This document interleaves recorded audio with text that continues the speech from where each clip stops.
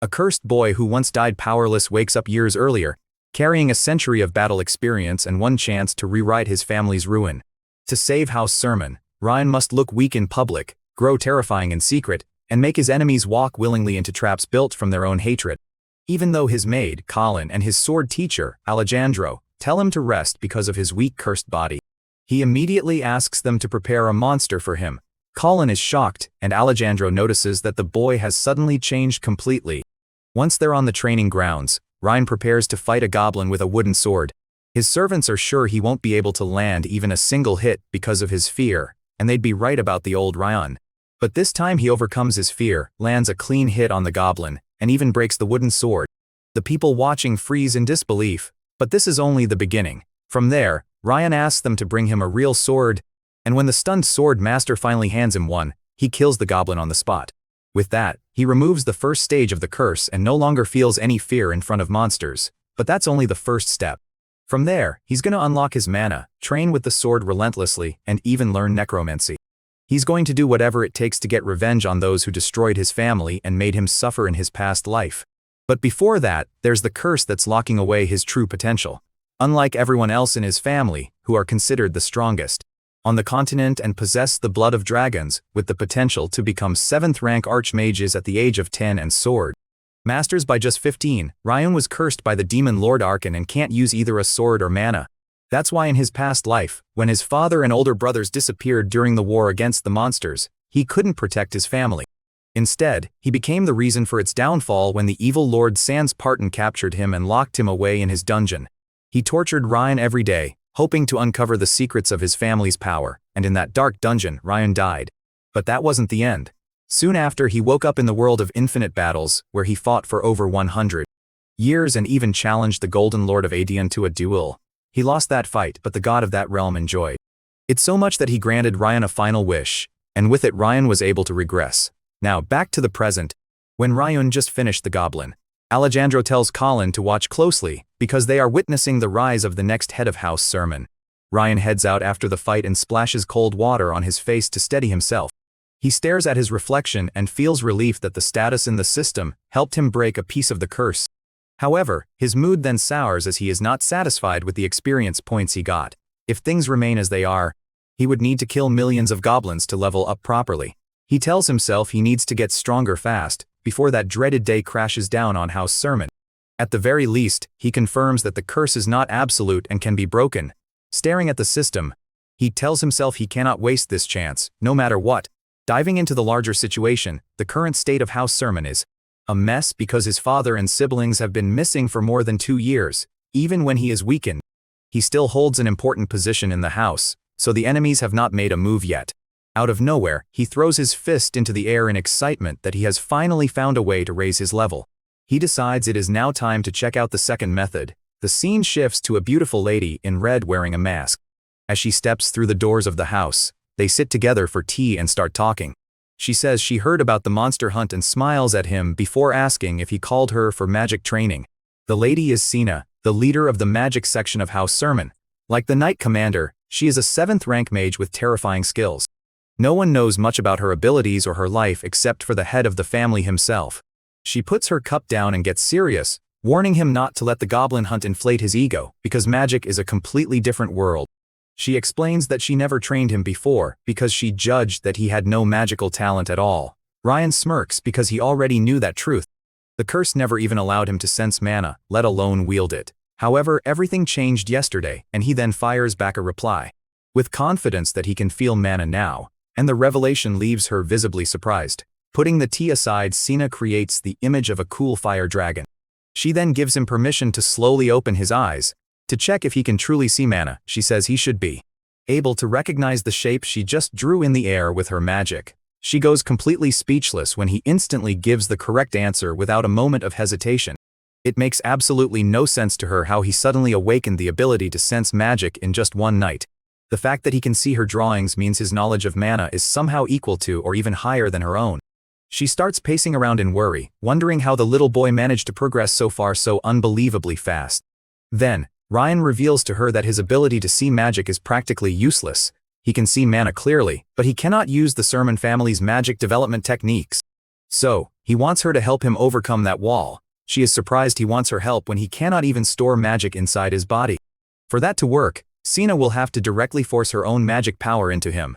She warns him that she could kill him anytime she wants during the process, but our prince tells her that he is already so weak she can kill him in an instant anyway, so it is not a big deal. The real reason though is that she is the only person he trusts with his entire life.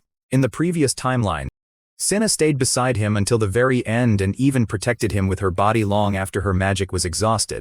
He requests her help once again, saying there is truly no one other than her he would ever entrust his life to. Later, Sina begins with the Blue Earth magic, the secret technique that has been passed down through the Sermon family for generations. She thinks it is still too early for him, but Ryan has plenty of experience using it in Adeon. Once she is ready, she tells him to focus as hard as he can, because he is about to enter a world of pain. She warns him there is no point in screaming or crying once it starts. The only way to end the technique is to think stop with every fiber of his being. Hearing her talk about intense pain, he gets sudden flashbacks of all the horrific things Sans did to him before. Soon after, nothing on earth can scare him anymore. So, he calmly reminds Sina that he trusts her with everything he has and she should stop holding back already. Hearing that, she finally pours her magic power straight into him and Arkan's curse activates instantly. Mana flows out of his body just as fast as it goes in. Still, he handles it like a pro, controlling every bit of energy during the short window it stays inside him. The curse forces the magic to explode out, but he concentrates that exploding power in one place as a loophole around the curse. Sina cannot believe her eyes because none of the energy she pours in is leaking out. Ryan keeps pushing forward even though every vessel in his body feels like it is about to burst open, but he does not hesitate considering all the near-death fights he survived back in Adeon. In that hellish dimension, he became the strongest human magician alive. Even after the timeline shift, every last technique he mastered there is still perfectly etched into his memory. Suddenly, he absorbs all of the concentrated energy into his body, and Sina immediately stops flooding him with mana. Ryan collapses to the floor and curls up from the overwhelming pain, but this pain is nothing compared to what he endured before. All the torture and experiments Sans' doctors performed on him for research were way worse. During one of those nights, he saw a black-robed figure break into the basement and slice down the doctors. The masked man dragged him out of the basement, even though he was badly wounded himself. When Ryan woke up later, he learned it was actually Alejandro who rescued him. The commander apologized for not saving him sooner before. The monsters in white coats did all that damage. Even then, Ryan was grateful just to see him again after being separated for 3 long years. Unfortunately, their reunion was cut short when the Parton family's guards appeared and rained arrows into the intruder's back. Reliving that tragic nightmare, Ryan snaps awake in the present with tears in his eyes. While he is relieved his magic experiment worked, also irritated that the nightmare ruined the moment, he steels himself and decides he will use this newly gained power to make sure that kind of ending never repeats again. Even though he is much stronger now, he knows he must keep his growth hidden so the Parton family does not catch on too soon. To make sure they cannot interfere, he quietly makes a new plan, and the first step of that plan is to break the Sermon family's enemies ahead of schedule, long before the Partons get the chance to destroy it. Sometime later, Ryan scratches his head and announces that he failed the magic cultivation procedure. Both Sina and Alejandro freeze, because they have no idea what he is talking about. After a short stretch of silence, he decides that he cannot tell them the whole truth, even after everything they have done for him.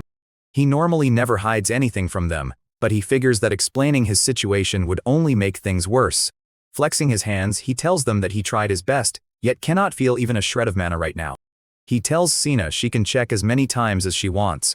She accepts the offer and steps forward without hesitation. The mage activates her magic detection spell and grabs his hand as mana flows from hers. She states in shock that such a result is impossible while he puts on a calm smile.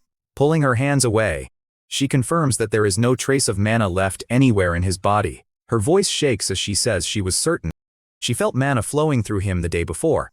Depressed and frustrated, Sina wipes her eyes and takes her leave while Ryan calls out to her. As the door closes, Alejandro turns to him and reminds him that he still has night training to focus on. Ryan gives a nervous smile and claims he cannot do that either. He gives a half-baked excuse that he barely ate properly after the last training session, which Colin can also confirm. That single statement drains the color from the Knight Commander's face, and he falls into a quiet depression of his own. Around 2 months later, Colin barges into Ryan's room and says with tears that he did not come out today either. With his father and brothers gone, the lady of the house carries all the duties and keeps things running. However, even she is slowly reaching her limit now. Colin heads back to the kitchen and the other servants ask if the prince refused to come out again. The butler sighs and says it has been 3 months since the young master last slayed that goblin. Now he does not even answer Alejandro. Another maid then mutters that people often lose themselves when they try to change too quickly, and that hoping for him is useless now. Colin snaps at her and tries to defend the young master, saying that he tried his best that day. Her fire dies down the moment they casually call him by his old nickname, the bad luck of House Sermon. Out in the city, people took it even further and started calling him the useless heir of House Sermon. Hearing that, his loyal maid jumps and reminds the talkative servant that he is only 12.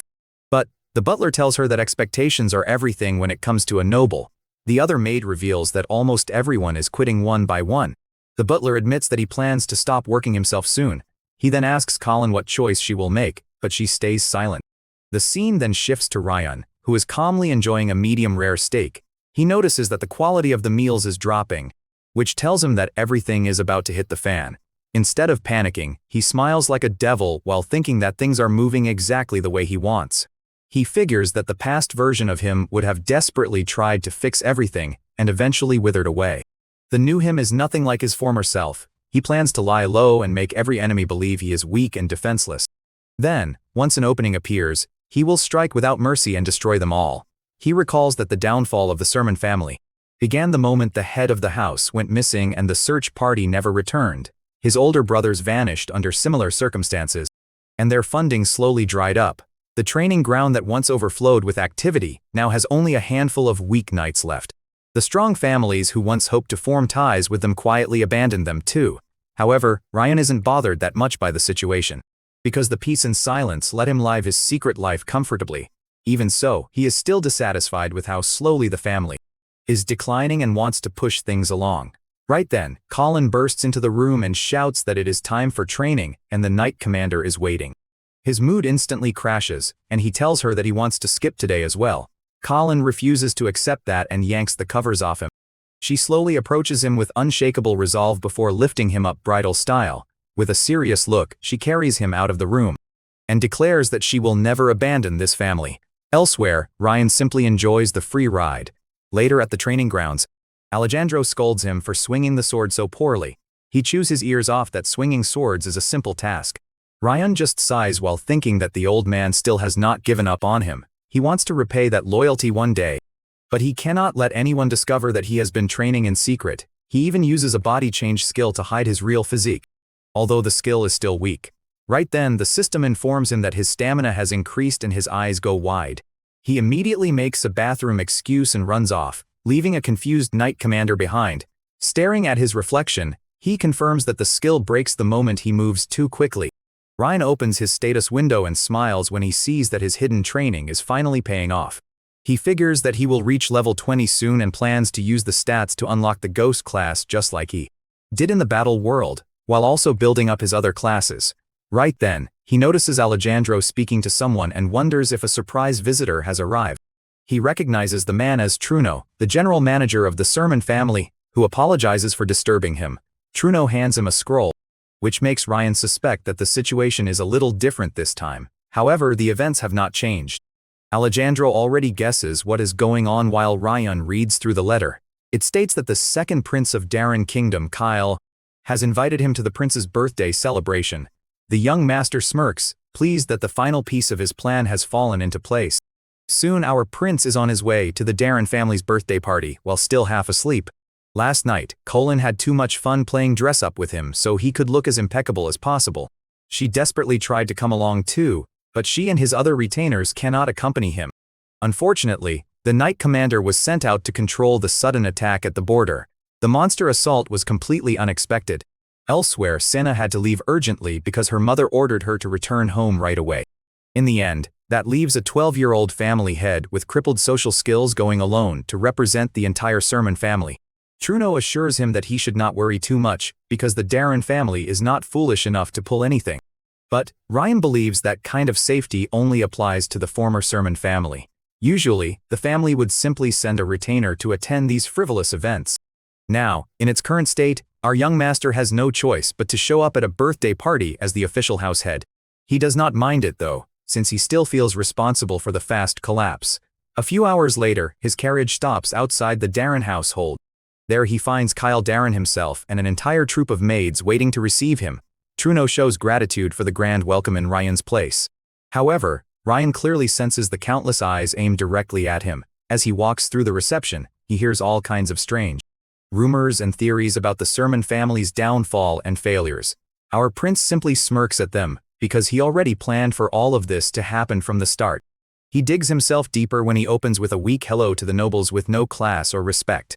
That bold, deliberate display makes everyone in a 1-mile radius collectively recoil in second-hand embarrassment. Later in the dining room, one of his escorts is surprised that the young prince has not left his room in 5 whole days.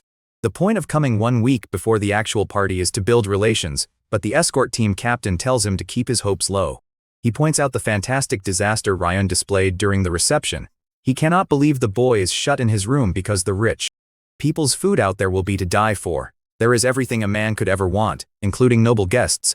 Right then, a man enters and informs the captain to gather his men because the young master will attend the banquet after all. The two celebrate together, relieved that they will not miss out on the good stuff. The man also tells them to keep a proper report ready while making sure they hide any mistakes the prince made. As for Ryan, he has been quietly training in his room till now, patiently waiting for the perfect time. While he'd used the banquet to bribe his escorts into changing his report, his real plan lies somewhere else entirely. After all, the day of the banquet is the exact day when the bane of his existence arrives at the Darren household. All of the ladies chatting aloud go silent the moment Lord Sans steps into the place. Everyone around him tries to avoid any eye contact with him.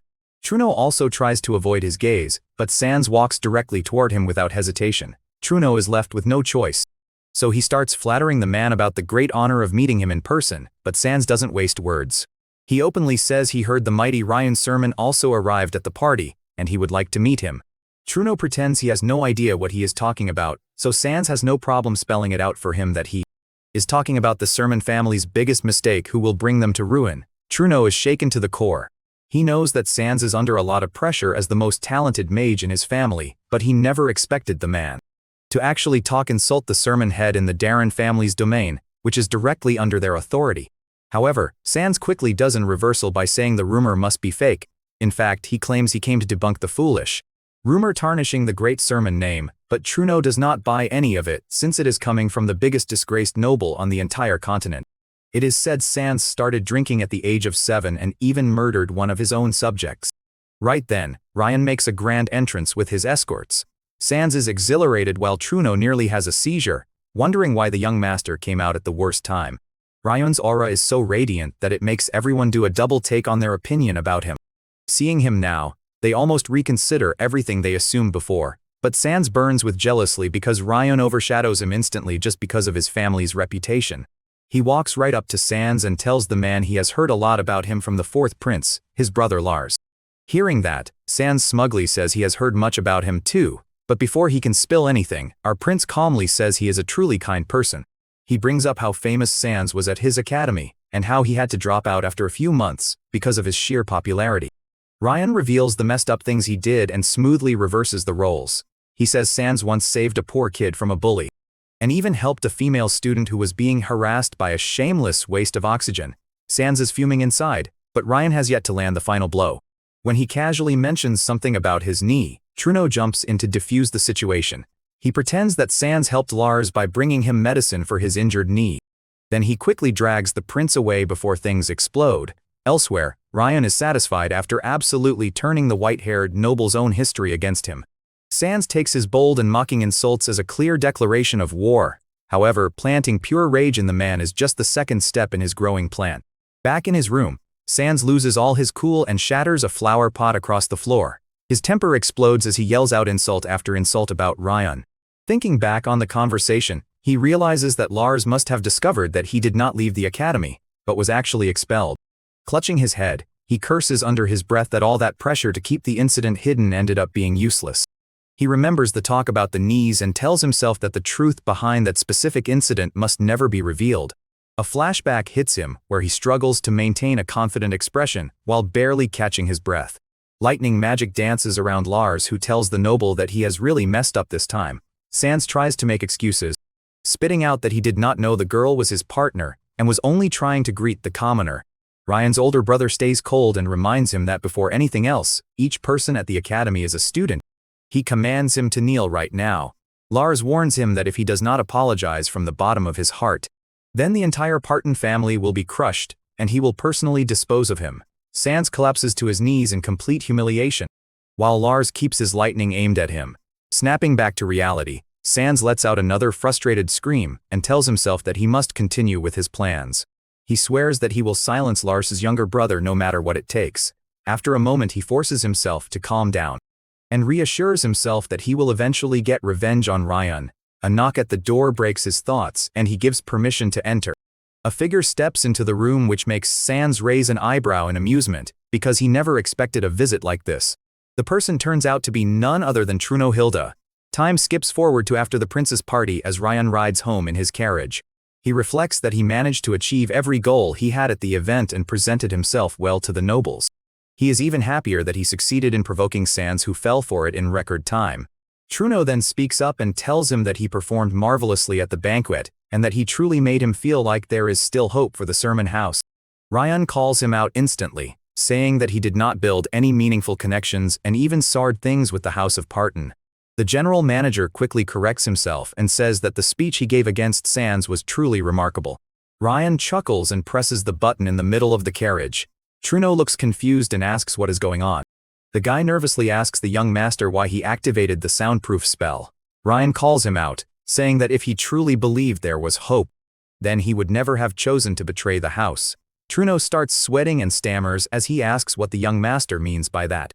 Ryan tells him that his crime is unforgivable, but he is choosing to let it slide since he did it for House Sermon. The general manager lowers his eyes and quietly asks how Ryan found out. Ryan tells him that he has a choice to make right now, and the man can judge himself the same way he always did in the past. As the carriage keeps speeding forward, Ryan lets him in on the secret plan he has been hiding. The idea shocks the manager so hard that he just stares at the boy in disbelief, wondering how someone like him could think up something like this. The manager then buries his face in his hands and breaks into tears as he says that he wants to shout proudly at the top of his lungs right now. Ryan seems satisfied with the man's choice and tells him that they have already passed outside the capital. Truno looks at him again and wonders how this kid can stay so calm when he knows exactly what is about to happen. He suddenly realizes that it is not a smile on the young master's face, but a fierce murderous intent instead. Right then, the carriage jerks to a stop, and the knight riding alongside tells the driver to keep going. He notices the driver slumped over dead and barely dodges an arrow flying for his face. One of the knights yells that it is an ambush and orders everyone to protect the carriage. He warns the group that the attackers are firing poison magic arrows, and the mages instantly throw up a protective shield. The knight captain takes control as he swats the arrows aside and demands that the cowards show themselves. Another knight senses that something is off and shouts at the captain. The man warns him not to get too close to the cart even if he is an ally. The knight then tells him that the carriage is empty, leaving everyone confused. Ryan has gotten kidnapped by someone, and now that man is taking him somewhere on horseback. Elsewhere, Ryan is thinking about how much time has passed. He remembers from his past life when he was kidnapped. His family spent their time and money searching for him, which became the reason for the Sermon family's downfall. But now, since he knows the future, Ryan is confident of changing it. This is why after coming back to life, Ryan showed no effort to save his family. By doing so, he knew that other noble families would have come after him. So this was his plan to make them think he is a complete loser. However, unlike other families, the Parton's family doesn't just kill the strong ones. So, he was sure they would try to kill him eventually. Fortunately, it seems Sans Parton, the son of the Parton family, has fallen into his trap, which means he will definitely take some action during his journey back to the capital. And that's why Ryan was ready with a plan, along with Truno, who was actually sent by the Parton family to kidnap him. While lying behind Truno on the horse, Ryan orders him to act according to their plan, after which he will definitely forgive him. Alongside this, Ryan is working on increasing his levels, which have now reached level 20. After some time, Truno reaches the destination and is about to hand over Ryan, who is pretending to be unconscious, to Sans Parton. In reality, Truno is the head manager of the Sermon family, who made a deal with the Parton family to sell the young master to them. Even though he was caught by Ryan, the Sans still thinks he is on their side, since this is the plan. According to their agreement, Sans hands over the information Truno asked for, claiming they obtained it from the Asen family's intelligence, assuring its reliability. Seeing Truno still suspicious, Sans claims that, though they are also a noble family of the Drya continent, selling information is their main business. He gives Truno the documents, stating they contain all the information about eyewitnesses to the Sermon family's mission of direct descendants. Hearing this, Ryan finally realizes the reason Truno sold him, because he is a loser who can do nothing for his family and status. But his elder brothers are capable enough to regain what was lost, so Truno wants to find them.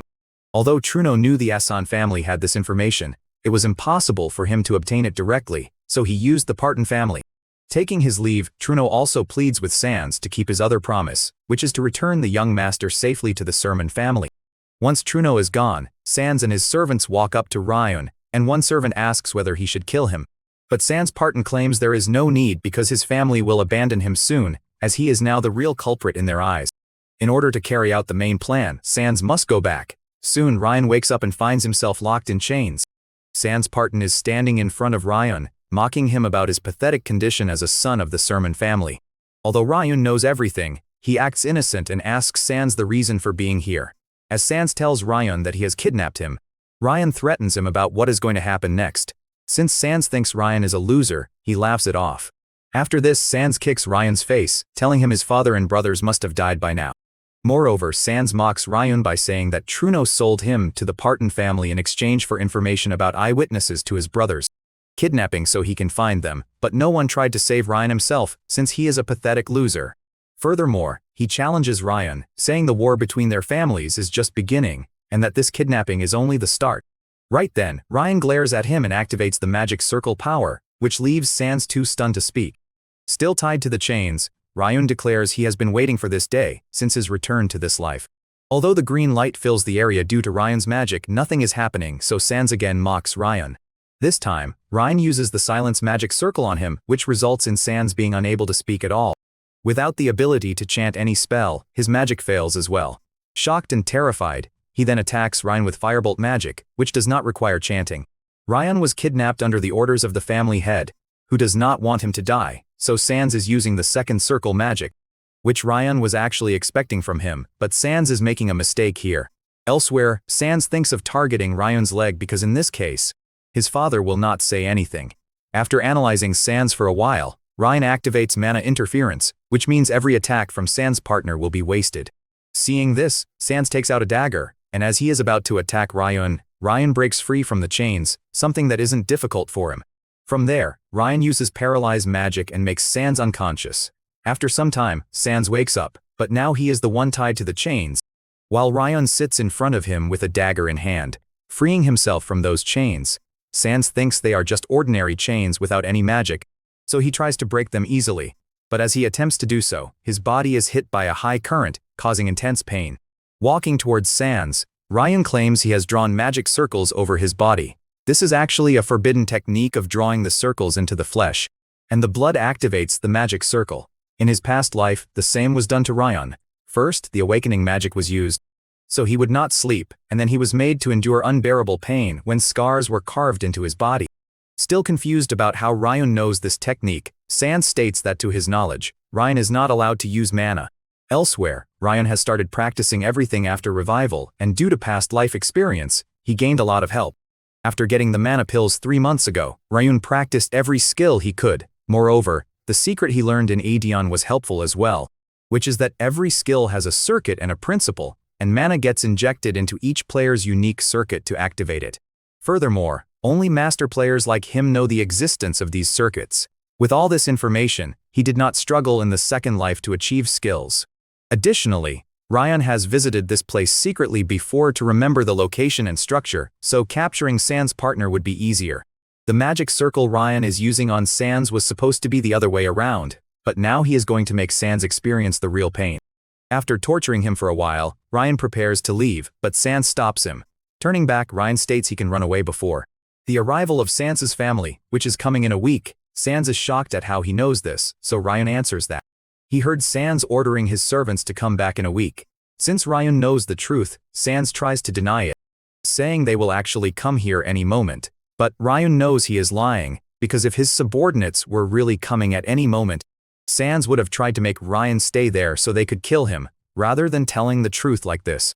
Although Sans tries to convince Ryan to believe him, Ryan walks away, already aware of the reality, and tells him he will come again tomorrow.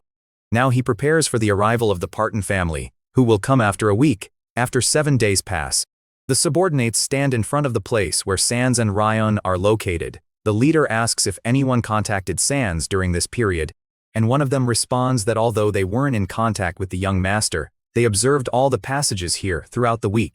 The leader then enters the building, because the head has ordered that the sermon child be brought back immediately.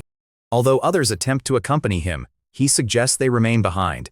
Descending the stairs, the man notices something unusual, but as he steps onto the magic circle, he is immediately attacked by it. To defend himself, he erects a barrier, yet now he is certain that something has happened to the young master. Observing the various magic circle traps scattered throughout the area, he wonders who set all of these up. He creates a double barrier to reach Sans quickly and to identify whoever is responsible for all of this. Reaching the room where Sans is kept, he finds him bound by chains, with blood from his wounds covering the floor. Breaking the chains, the man demands the name of the person behind this, but Sans is too weak to speak. On the other side, Ryan is present as well, sitting in a corner tied up with rope. Though Sans requests a healing potion, the man insists that escaping is the first priority, as he still doesn't know who is behind everything, and there are too many traps in the area. The man is puzzled about why the person responsible for Sans's condition didn't take Ryan along, which indicates there must be another motive. Right then, Sans Parton finally manages to speak, saying that Ryan's sermon is the one who did this to him. Elsewhere, Ryan remains in the corner pretending to be unconscious. As the man prepares to use magic on Ryan, the real Ryan appears from behind, revealing he had used illusion magic as a decoy. Immediately, Ryan attacks the man, challenging him to face him first. The battle erupts between them and both sides exchange attacks. After some time, the Parton family's man lands a heavy punch on Ryan, causing blood to spray from his mouth as he collapses to the ground. Now, while Ryan lies on the floor, the man states that although he cannot kill him, he can torture him just as he did to Sans. Unexpectedly, Sans seizes a dagger and plunges it into the man's neck. It is actually Ryan who has entered Sans' body using the soul transfer technique.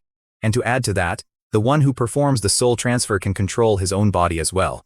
Ryan calls this his true trump card. Soon after, the man dies. So Ryan takes out a healing potion and pours it over himself. From there, he celebrates the fact that he has killed the Parton family's high-level archmage. Then, the system notifies Ryan that his level has increased to 15 because he has completed the quest.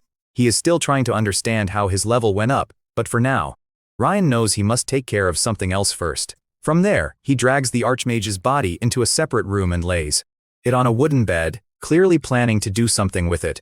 A circuit remains connected to a person's soul, which means he can still use his mana while inside Sans's body. So by removing the mana, Ryan is dropping his level to meet the requirements for the assassin's hidden job Shadow. Ryan finally succeeds in this plan, but with the levels remaining, he has 2 more tries available. Out of these 2 chances, Ryan is successful on the second one as well. Although the plan was only supposed to go this far, after defeating the Archmage, Ryan decides to pursue a third advancement to obtain the hidden job known as Ghost. This is a high-level job that helped Adian become the strongest, and Ryan feels confident he can get it too. However, the requirement for this job is the size of the soul, but Ryan is willing to take that risk. Without wasting any time, he begins the third advancement. After much struggle and offering his own soul, he finally succeeds. And just as the system is about to inform him of his third advancement, Ryan feels extremely anxious. Fortunately, he achieves success here as well and becomes the Phantom level Ghost job holder. The Phantom level job is something Ryan has never seen before, but he assumes it must be similar to the regular Ghost job. Now that Ryan has succeeded with this plan, he shifts his focus back to the original goal. Killing the Archmage was also part of this plan, since during the Ghost job, his own strength would increase as a result. Moving ahead, Ryan activates Lich Creation, a process that normally requires a level 70 Necromancer, but can also be used by a 7-Circle Mage. The Lich Creation attempt fails, so the system activates a special undead creation instead. After a short while, a humanoid creature appears in front of Ryan. After the creation of the undead, the system asks Ryan how he wishes to name it. The creation produces a sudden explosion, which puts the subordinates on high alert. After some time, Ryan, still in Sans's body, exits the building with Ryan's body slung over his shoulder. Upon coming out, he explains that the Archmage betrayed them and caused all of this. Although he has bound the Archmage with an artifact, he urges everyone to hurry before the binding is broken. Elsewhere, he intends to return Ryan to his family. Mounting the horse, he instructs the others to restrain the Archmage until he can send help, promising a reward if they succeed. As Ryan rides away, this becomes the last time they see the young master. Back at the Parton family estate, the servants report the situation to Pyrrhus, the seventh circle mage of the Parton family. When a servant mentions that the Archmage hasn't been found, Pyrrhus asks if anyone else is aware. Once the man confirms he's the only one, Pyrrhus orders his execution. The reason is that, although they are worried about Sans's disappearance, if word spreads about the Parton family's involvement in the boy-napping of the Sermon family's child, the consequences would be dire. Right then, a disturbance is heard outside. Someone from the Sermon family has arrived and is killing their servants. Pyrrhus shouts at him to leave, but the man insists he will not go until he finds out what happened to the young master, Ryan. The recent explosion at the building, Ryan's week-long disappearance, and the Parton family's camp all point to their involvement in the young master's kidnapping. Trying to deflect suspicion, Pyrrhus claims ignorance and says their own young master, Sans, is also missing, suggesting they search for both young men together. The visitor refuses to believe him and is told to keep quiet. Truno, who is present as well, silently prays that the situation remains calm. Sina, a woman at the front, orders silence and calls him a traitor, but since Ryan has spoken on his behalf, he is being spared. At this point, Truno mentions that Ryan was supposed to leave a trace only the Sermon family could find. Acting on this, Sina begins searching, and after some checking, she finally discovers the clue. Sans Parton's body hanging from a tree with a note admitting that he was a kidnapper and asking to be punished. However, Sina finds a letter and begins to read it. In this letter, Ryan explains that his original plan was to remain in Sans's body and destroy the Parton family from within, but the risk of being discovered was too high. Furthermore, if he returned as Ryan, war would break out between the families and the Sermon family was not prepared for that. So, he is choosing to disappear for now. Sina burns the letter and tells Truno to return home. Elsewhere, a boy named Ryan runs through a town when a man calls him to the guild saying the leader is looking for him. The boy is actually Ryan. Later, Lady Sina learns that Ryan is, in fact, the Dragon of Drea. 3 months later in Payton, the capital of the Feinstroy Kingdom, gossip spreads about the confrontation between House Parton and House Sermon. The cause of the conflict was a traitor from House Parton who kidnapped the bloodline heir of Sermon. Later, House Sermon had to accept House Parton's compensation. Still, they couldn't find either the culprit or the boy-napped son, making everyone doubt the Sermon family's claims. They were once a legendary household, but now they have completely fallen. At the Martin Assassin Guild, Sapphire, the Payton branch manager, sits observing the situation. She notes that the Sermon family seem to need the compensation money more than they wanted to search for their remaining bloodline. Duns brings up the execution of manager Truno while gulping down his beer. Sapphire explains that he had been cooperating with the traitor, which is why Alejandro carried out the execution immediately, beheading. Sapphire feels a little uneasy. Alejandro is a sword master, a rarity on the Drea continent, and yet he performs executions himself. Ryan enters, greets his uncle Duns, and approaches Sapphire in her office. She hands him a recommendation letter to officially register him as a guild member. Although he still has one test left, she slides the letter toward him, saying the test will be meaningless for someone like him. After all, he reached the final stage in only 2 months, which is surprising. She praises his exceptional talent at such a young age, something they haven't seen in centuries. He tries to act humble, but she quickly sees through his performance, though it's still better than when he first arrived. 2 months earlier, Ryan had suddenly appeared at their relatively unknown guild and slammed a large sum of money on the table for an assassination request. Since the guild accepts any request as long as the payment is sufficient, she treated him as an important client once she saw the amount. She insists that it wasn't just about the money. She had a gut feeling that she wouldn't encounter another client like him. Disguised as a beggar but carrying a fortune, Ryan requested that the target of the assassination be himself. Curiosity was the only sane reaction. After receiving the letter, he leaves, wanting to read it alone. Elsewhere, a masked man named Carl arrives and asks whether she accepted Ryan into the guild because of her intuition. Sapphire explains that Ryan completed all his training in 1 month, something that normally takes 5 to 10 years. She asks if he was able to investigate Ryan's background. Carl reports that Ryan was raised by an unnamed master who later disappeared, and that Ryan joined the guild to find information about that master. Because of Ryan's unusual request, he was thoroughly verified before being admitted into the guild. Carl also visited the place where Ryan supposedly lived with his master and confirmed that the place showed real signs of long-term habitation. What worries Sapphire is the possibility that Ryan might actually be Ryan's Sermon. the missing young master of the Sermon family. Ryun appeared at their guild around the same time Ryun vanished. Carl reassures her that the possibility is almost zero. Ryun was known for having no mana, no swordsmanship talent, and terrible stamina, making it nearly impossible for the two to be the same person. He tries to continue his report, but Sapphire cuts him off. He can't act like a detective forever.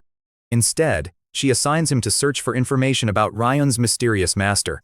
Elsewhere, Ryan listens to their entire conversation from his room using a necromancer skill. He realizes Sapphire has sharp intuition. He opens his status window and notices that the level consumed during his job change has returned. Investing mana into body domination had definitely been worth it. Not only did it alter his appearance, but it also prevents mana detection. It has reached a point where he can even deceive the shape detection skill of a second-grade assassin. That day, an undead girl named Kornik appears. She possesses a remarkable set of skills, and Ryan notices she is a growing undead. He is surprised by her phantom abilities, which were not mentioned in the skill description. When he checks the circuit, a hidden quest appears, one that requires discovering secret conditions to complete. The completion notification popped up after defeating Archie.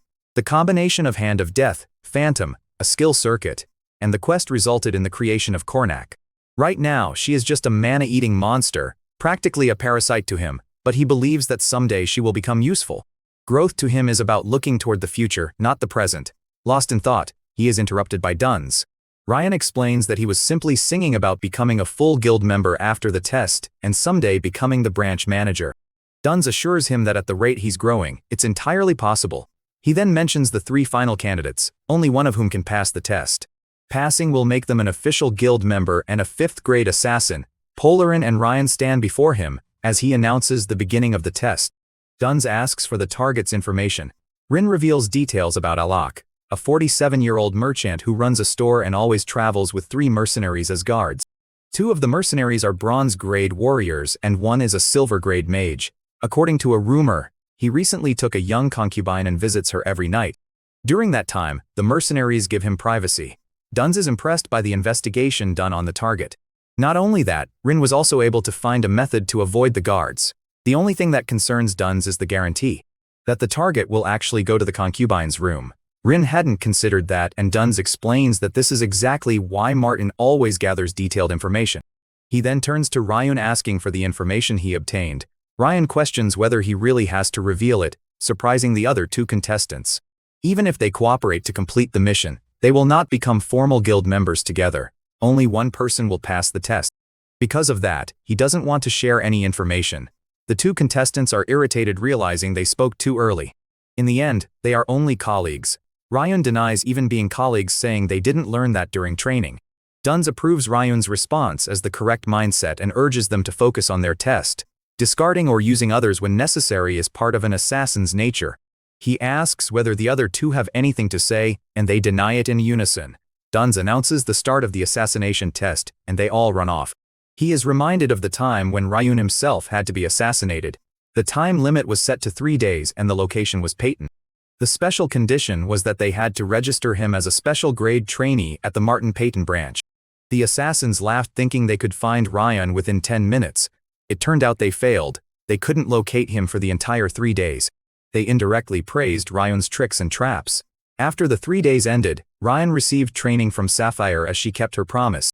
Back to the present, Ryan reflects that becoming a formal assassin isn't easy. The target for this test has been set at the highest difficulty, and he might be at the beginning of something historical. Elsewhere, Paula successfully bypasses the alarm magic and mechanical devices, avoiding the mercenaries.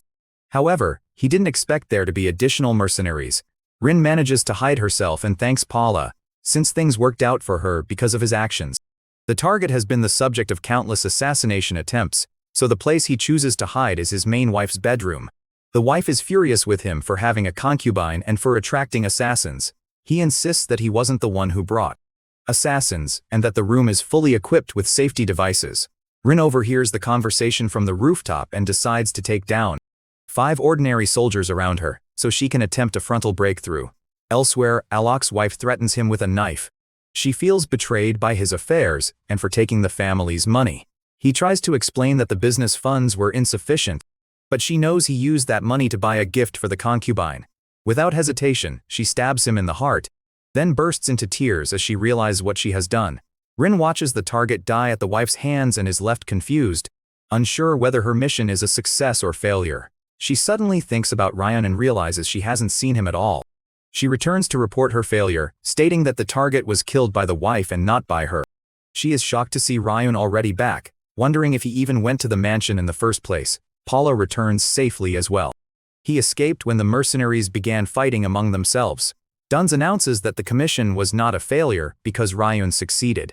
Both contestants stand stunned as Duns explains that Ryan had controlled the wife and used her to kill the husband with his skill. Then, Duns asks for an explanation and Ryan explains with an annoyed expression. He says that the solution lay between the target and his main wife. Using the target's internal affairs, making the contestants think that maybe the branch manager had given him special information on the target. But Ryan says that gathering information on him, who is a fairly famous merchant, wasn't a hard task to do. And according to Rin's information, Alok was a liquor distributor and had brought in a new mistress. While the two contestants were busy gathering their information, Ryan had already finished his investigation and started to move according to the plan he had prepared in advance. Paula wonders how he was able to finish investigating before he even knew who the target was. Ryan reveals that the target wasn't the only person he investigated. Everyone in the city with bad rumors or assassination risk was already investigated by him beforehand. He had started getting close to the merchants of the city who knew the rumors, and since he had completed training within 2 months, he was able to prepare for the assassination of each possible target. He prepared everything beforehand, no matter who the target ended up being. It was like revising the whole book for a small test. So, while he was investigating, he learned that someone held a deep grudge against Alok. His main wife, Kelly. He got in contact with her while she was constantly being mistreated by her husband, and he taught her a solution to secretly commission the assassination guild. As the target kept ignoring his wife and bringing in mistresses, he also kept running his business using his wife's family money. Kelly hated him enough to kill him, but she didn't want him to die. So, he told her that if she hired additional mercenaries and strengthened security, her husband would simply get scared and stay safe. So, in the last moment when he ran to his wife's bedroom, Ryan had already suggested to her that she should frame the assassination commotion as a plot by the mistress and her lover, and that he would then come back to his senses and return to her. Kelly was drunk, and she accepted the plan, and he admits that everything would have gone according to her wishes if it had proceeded only up to that point. But right before the assassination plan took place, he also gave her some more information. Her husband had spent all the money he took from her family while claiming it was for business funds. Basically, the test was pre-planned, and he smartly diverted it in his favor. Duns is still confused about how a civilian woman stabbed her husband to death. Ryan explains that the alcohol that was delivered was mixed with a potion he made with alchemy, because it would be dangerous if casualties occurred. So, he mixed some drugs into the water that the mercenaries also drank, and it happened to activate at the right time. The drug had the effect of temporarily clouding judgment and making one easily angry. Paula realizes that the mercenaries fighting each other was due to the drug he created. So, in simple words, everything went according to what he planned, and the information he leaked combined with the effects of the drug made Kelly even angrier to the point where she killed him. Then Duns congratulates him on clearing the test. Ryan also informs Duns that he is about to receive the commission fee and an extra charge from Kelly because Kelly suddenly became a murderer. But it is still a fact that assassins infiltrated. Only they know that Kelly killed him and not an assassin. And she would pay anything to cover herself up for the crime she just committed. All of them are left stunned considering how high his level must be since his work is really sharp and respectable. Duns sends the two contestants back but stops Ryan. He confronts him about what he has done, saying that the wife now has to live with the guilt of killing her husband for the rest of her life, and that there is something Ryan never took into consideration. Their guild makes assassins, not monsters. Ryan calmly explains that he viewed her as an ordinary woman until he realized that Kelly used to kill all the mistresses her husband had. Even Alok ruined many lives because of his drugs, loans, and running gambling dens behind his business. Kelly was able to hide all her killings due to her family's power, and her husband was tired of her. But he still didn't stop taking more mistresses, even though he knew that every one of them would be murdered in the end. The mistresses' families are still looking for them, but Kelly's power easily conceals her crimes. These sorts of details are not normally revealed during an investigation. And this was, after all, an assassination request for a test case. Even if she didn't want her husband to die, The geld that received the request can only receive the full payment if the target dies. Then, Ryan questions whether the client's feelings or circumstances matter in an assassination attempt, because all they do is for money. He also says that Kelly never said she didn't want to kill her husband with her own hands. Instead, she tried to use the assassination request, and the request was completed in their own way. Even if the consequence is that she lives the rest of her life with guilt for killing her husband, it's none of their business. Duns wonders if conscience is unnecessary for assassins, and Ryan says that if they want to maintain their humanity, they should grow their power and change things from the root. No matter how much they search for conscience when taking assassination requests, there is nothing that can be changed, and then he walks away. Sapphire congratulates Ryan on passing the test and announces that he is now a formal guild member and a 5th grade assassin. As soon as she announces it, his level goes up. His system notifies him that he has acquired Phillips and Palace respect and has earned Dunn's expectations. Sapphire informs him that he can now accept the guild's official requests, and he can also apply for promotion if he meets the conditions. She didn't think he would apply for promotion right away, but he cuts her off and begins reciting all the conditions for promotion. Then he immediately asks how much payment the alloc request earned them, without any hesitation, and Sapphire feels a little pressured.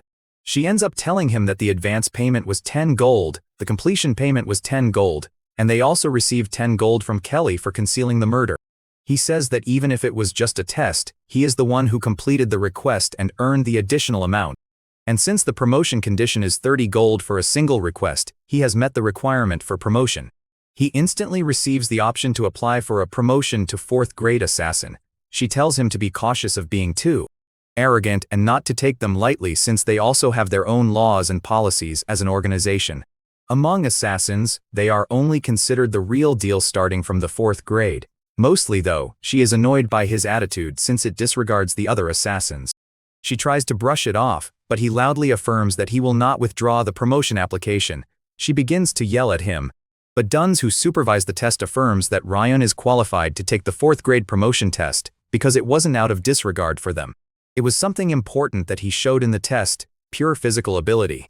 He did not rely on elaborate plans, but on assassination skills using the body's capabilities as an assassin, and he won the assassination attempt with brilliant strategies.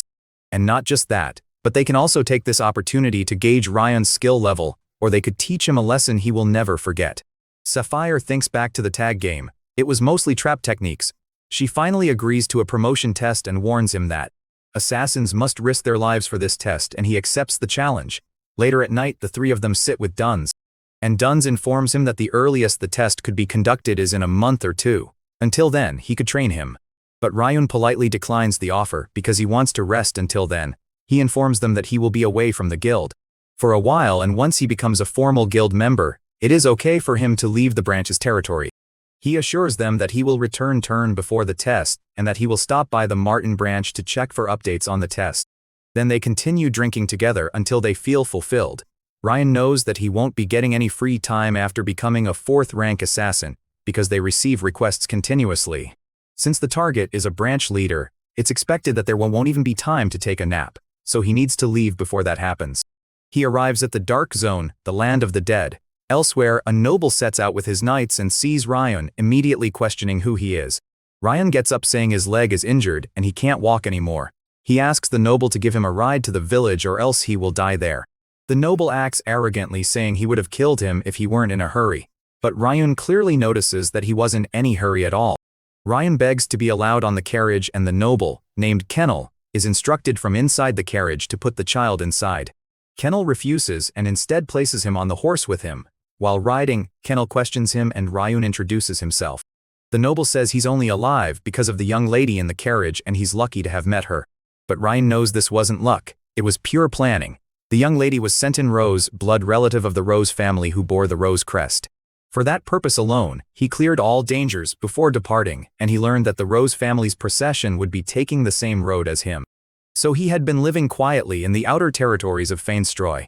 But the Rose family had suddenly collapsed, and she was forced into exile. He knows that only minor nobles from the border region remain, so the escorts aren't even real knights. They are merely the family's private soldiers who were granted knighthood. The entire story behind the fall of the Rose family is tied to the Sermon family as far as he has investigated. One of the knights wonders why the Sermon family is involved in all of this. Another knight says that the cunning family assassinated the Rose family's head to hide evidence of their secret dealings. When Ryan hears this, he is shocked. After a while, they make a small stop. What Ryan learned today was the downfall of the Rose family, which originated from the recent conflict between the Sermon and Parton families. The Darren kingdom, to which Sermon belongs, and the Fainstroy kingdom, to which Parton belongs. The eldest son of the Rose family was affiliated with a rival nation and became a knight of the Sermon family, where the ties between them began. While performing duties in the Dark Zone, he was killed by a monster, and the Rose family was honored by the Sermon family with a massive aid.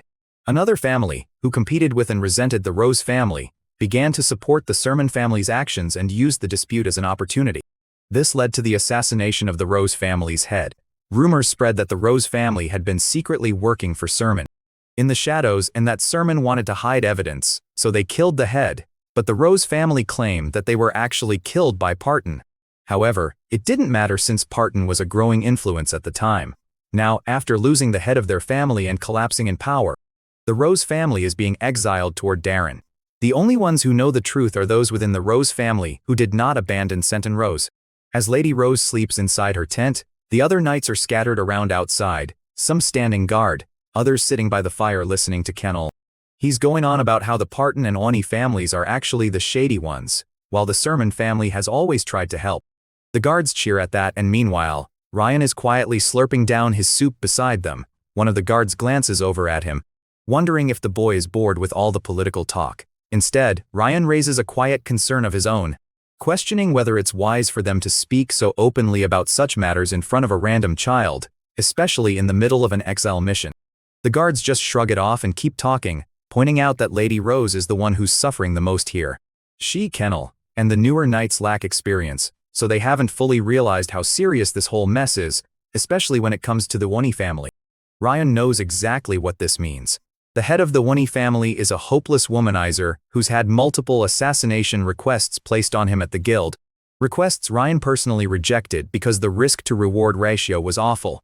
Despite his disgusting lifestyle, the man is extremely cautious about his own security. And if someone that is targeting Lady Rose, then camping out in the open like this is pure madness.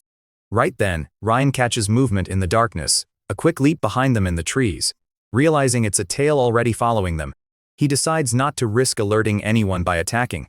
Instead, he slips away into the shadows and begins digging traps to slow down whoever's tracking them. By the time he gets back to camp, the guards stare at him in confusion, wondering why he's suddenly covered in dirt. They have no idea he's already prepared enough traps to stall the pursuer for a while. With that handled, and armed with the information he gathered from the Rose family earlier, he quietly heads back to his tent, intent on resting up so he can part away at dawn. The next morning, they start their journey again and eventually reach their destination, Dasam village. Kennel glances at Ryan and wonders out loud what a little kid like him plans to do in a village so close to the Dark Zone. Ryan casually lies that he's a merchant who deals in monster materials, and with that, he gets ready to part ways. But before he can walk off, the knight stops him and hands him a healing potion, apparently on Lady Rose's orders.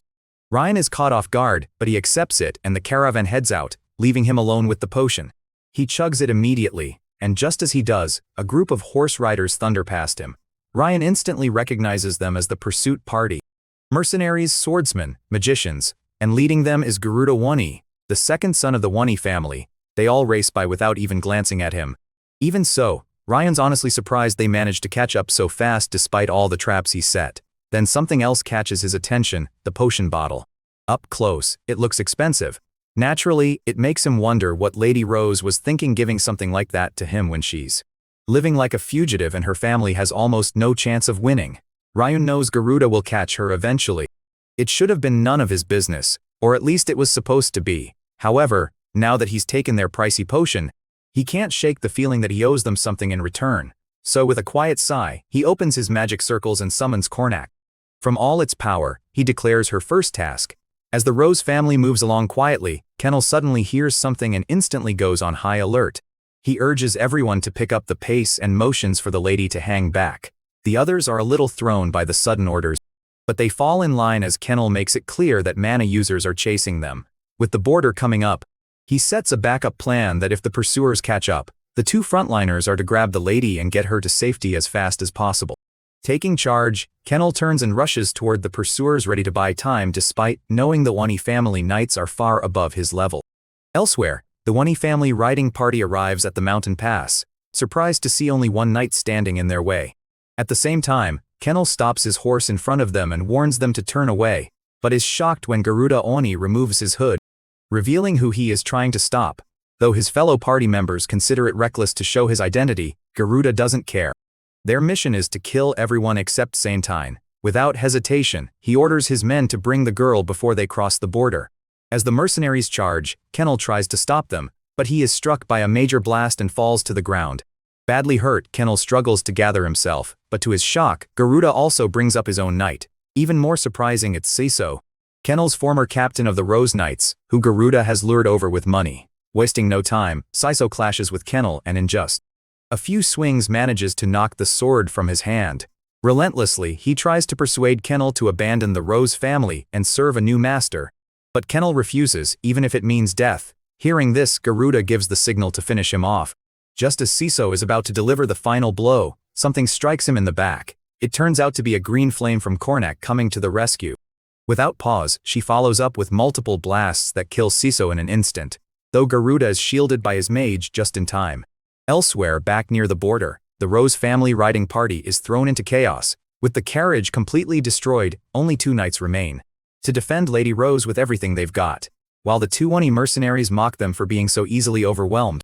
As the situation grows more desperate, Lady Rose herself steps out of the carriage. Calm yet resolute, she orders her men to lower their weapons. Then, holding a knife to her own neck, she demands that the Oni mercenaries take her if they wish, but warns that they must spare her men or she will take her own life, which is clearly at odds with their employer's intentions. However, to her shock, the mercenary sneers that as long as she hasn't reached Darren, she is neither noble nor anything of worth. In the next instant, one of the mercenaries flashes behind her and snatches her knife, ready to show her what it means to cross a mana user. Seeing this, the Rose family knight attempts to retaliate, but before he can act, Ryan appears in a flash and delivers a powerful kick straight to the mercenary's face. The remaining mercenary, initially shocked by Ryan's sudden entry, is even more stunned when Ryan reveals that he is a Martin assassin who came prepared with a down payment of soup and a potion. Realizing the advantage, Lady Rose quickly puts the pieces together and offers 30 gold for handling everyone. Yet, for Ryan, this is far too little as he is willing to take the 30 gold just for the first mercenary, but there are still the second son of House Oni, the Knight Commander, and a mage remaining. Understanding the stakes, Lady Rose knows that if she doesn't act quickly and hire him, their exile mission will fail and House Rose could fall. In an anxious state, she agrees to give Ryan everything he asks, and he gladly accepts. With that, he leaps into the air in a blink and charges at the mercenary who hesitates, questioning if Ryan, having revealed his identity, is a real assassin.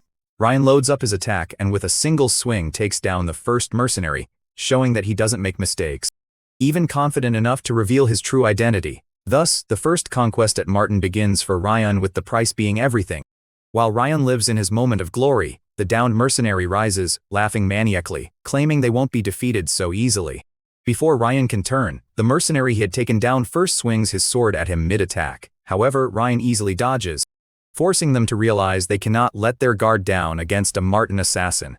Reacting immediately, both mercenaries launch into a synchronized assault, using position-switching swordsmanship to attack Ryan at the same time. In response, Ryan activates his body control and acceleration, appearing all around them in the blink of an eye. This completely confuses the duo, who start suspecting illusions as they fail to land a single hit. For the moment, they decide to wait for the perfect timing to counterattack together, but little do they know it's already too late for that. Ryan flashes in front of the men, revealing that he has already applied physical warnings and other curses on them. Before they can react, and as they begin to weaken, Ryan slashes them inside out, taking them down in a brutal blood splatter. As the sun rises, everyone gathers themselves, tending to the fallen and rebuilding the carriage. Around the same time, Kennel arrives. The moment he steps in, his first concern is for everyone's safety. Seeing him, Lady Rose feels relief and starts tearing up, while Ryan quietly knows it's all thanks to him. Curious, the guards wonder if Kennel took down all the pursuers by himself. But the knight reveals that he received help from a mage who appeared out of nowhere. With that aid, they were able to capture Garuda and defeat the traitorous knight. As they discuss the mage, Kornak herself arrives, responding to Ryan's magic circle signal, she drops Garuda wounded and beaten from the spell. Seeing Ryan, Kennel recognizes him as the boy he helped earlier, but to his shock, Lady Rose reveals that he is an assassin from Martin. Recalling the fight, Kennel realizes that his presence might explain how the mage was able to take down enemies so easily while he was fighting. Hearing that he is from Martin, Garuda quickly tries to save himself, offering to pay triple to be let go, knowing that for an assassin, the reward matters more than the person. However, to everyone's shock, Ryan grows annoyed and uses his spell to cut Garuda into 2 pieces for talking too much.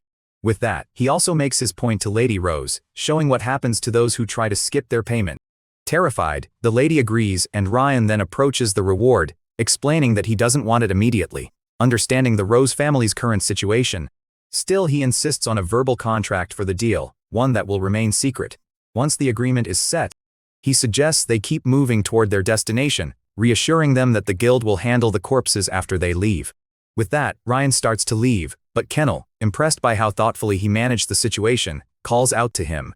Ryan just winks in response, snaps his fingers and vanishes before their eyes. This shocks the guards, but what truly surprises Kennel is that, despite the boy calling himself an assassin, what he summoned was not a normal undead. It clearly spoke in human language. On top of that, it almost simultaneously defeated Saiso and the mage. Seeing this, Kennel realizes that if someone can command such a powerful undead, there's a possibility that Ryan might be a disciple of the most legendary necromancer, Veda. Just a note, from this point on Ryan will go by the name Leon whenever he's disguised as an assassin. Soldiers of House Rose didn't know how to proceed from there. Their boss, on the other hand, had a hopeful twinkle in her eye. All evidence points to Lord Leon being connected to the forgotten arts of necromancy. Leon's undead summons can wield magic equal to a 3rd circle mage or a sword beginner, a level unseen on the continent. If the caravan's running theory is true, the repercussions will be immense. Getting ahead of the issue, Lady Santon issued a gag order to all her men regarding what just went down. She doesn't mind letting the news of Garuda's death spread. He was pathetic until the end. The Lady of House Rose understands that they got lucky with Lord Leon's involvement for a mere bowl of soup and a bottle of potion. The least they could do is help hide his information. Captain Kennel was startled. The woman in front of him had grown vastly. Different from the meek girl who fled her castle, she no longer has desolate eyes, empty and drifting out on the road to exile. Given that he was relatively unharmed, Kennel was tasked with returning to Fenton and formally submitting an assassination request to Martin, as Lord Leon instructed. The assassination of Garuda has been completed, but the payment still needs to go through the guild. Lady Santon trusts Leon's evaluation that there will no longer be any attempt on her life for the time being. No matter what, the remains of House Rose must make the best of what they have. Reinvigorated by Leon, Santon became motivated to secure a foothold within the Darren Kingdom and began House Rose's reconstruction. The lady of the house was so excited that she assisted in repairing the wagons. Leon was pleasantly surprised by Santon. She perfectly exemplifies that a rose is not a plain flower at all. Her hidden thorns are starting to reveal themselves. In the past, the Black and White War dyed the entire continent in darkness and destruction. At that time, the warlocks cooked up a scheme to launch a revolt and uprising. Their ultimate singular desire was to summon the Demon King. They were willing to kill however many people to get there. Using blood sacrifice, they raise an army of demons. Drunk with power, the warlocks took over the small southern kingdom of Lyco. The warlocks set their delusional sights on turning the small nation into the demon world itself. Naturally, the people of Drea continent fought against their unbelievable plan and war broke out. Every race, including humanity, sets its differences aside to fight a common enemy. The local inhabitants of the continent refused to surrender their land to warlocks and demons. Both sides fought with the sole intent of annihilating one another. In the midst of that apocalyptic chaos, Veda appeared out of nowhere. As a necromancer haunted by death's aura, he looked like he belonged to the side of warlocks, but Veda was surprisingly helpful to the cause. He healed the injured with black magic and swept the warlocks on the battlefield. Some allies found his brutal method repulsive, but to most allies who relied on Veda, he was known as a saint. He might look ominous, but he was a nice guy who only turned those who were willing to serve him even in death. Veda's undead army was said to exist in a different dimension in terms of power. Through his many exploits, the coalition ultimately defeated the warlocks and demons, and the public perception of necromancers changed. In the aftermath, Veda refused every reward offered by numerous dynasties. He just ended a continental war, refused to elaborate, and vanished. Leon's call to show those knights Cornac was the right move. His little undead stirred up to his advantage. He also uncovered Saint and Rose's potential. Despite the stressful situation, she showed qualities of a shrewd businesswoman. Leon will return to Darren and drop his disguise someday. Establishing a connection with an unexpectedly promising ally is an investment in his future, Ryan's future. While Ryan the noble's reputation falls to ruin, Leon the assassin gains fame. With Saint and Rose at the helm of House Rose's rebuild, it will only be a matter of time before they break out of insignificance. Leaving the caravan behind, Leon covered half a day's worth of distance since Disung village. He was headed for a mystical gaping hole in the middle of nowhere, the starting point of the dark zone. It's time to take on 12 floors of pure madness. Without fear, Leon entered the hole and slowly made his way down. He had gotten deep enough that sunlight could no longer illuminate his way. The only sources of light were the randomly scattered ores. While unspeakable horrors hid in the dark, humanity has defended the Drya continent for countless years. House Sermon always stood at the forefront of that defense. Through studies conducted by the forces of Sermon, they concluded that the Dark Zone is an underground dungeon, a towering spire, and a vast ocean all at once. It's practically a chaotic maze. The bottom floors 1 through 6 remain undiscovered, only existing in theory. Only floors 7 through 12 have been fully explored. The closer the floor is to the surface, the weaker its monster populace should be. Leon's current position on the 12th floor hosts everything from goblins and mutant beasts to orcs. Ryan was able to study this area back home, just a perk of being a Sermon. The 12th floor was believed to be the perfect place to level up, a grinding spot. Rather than hunting sparsely scattered monsters across the continent, a limited space densely packed with targets is far more suitable for Leon's needs, an ultimate hunting ground to be milked for all it's worth. In the Dark Zone, maps and compasses are entirely useless. One can only rely on navigation through mana. The 12th floor is roughly equivalent to a beginner hunting zone, but with far fewer visitors around, running into others is highly unlikely. Leon had been itching to freely unleash his new necromancer abilities until now. With no witnesses, he can stop holding back. A 2-word chant raised the pile of corpses back to life. Zombie goblins might be low tier, but they are perfectly adequate as meat shields. Furthermore, Hand of Death passively strengthens his summons and increases duration. This floor and this whole place weren't built for someone like Leon.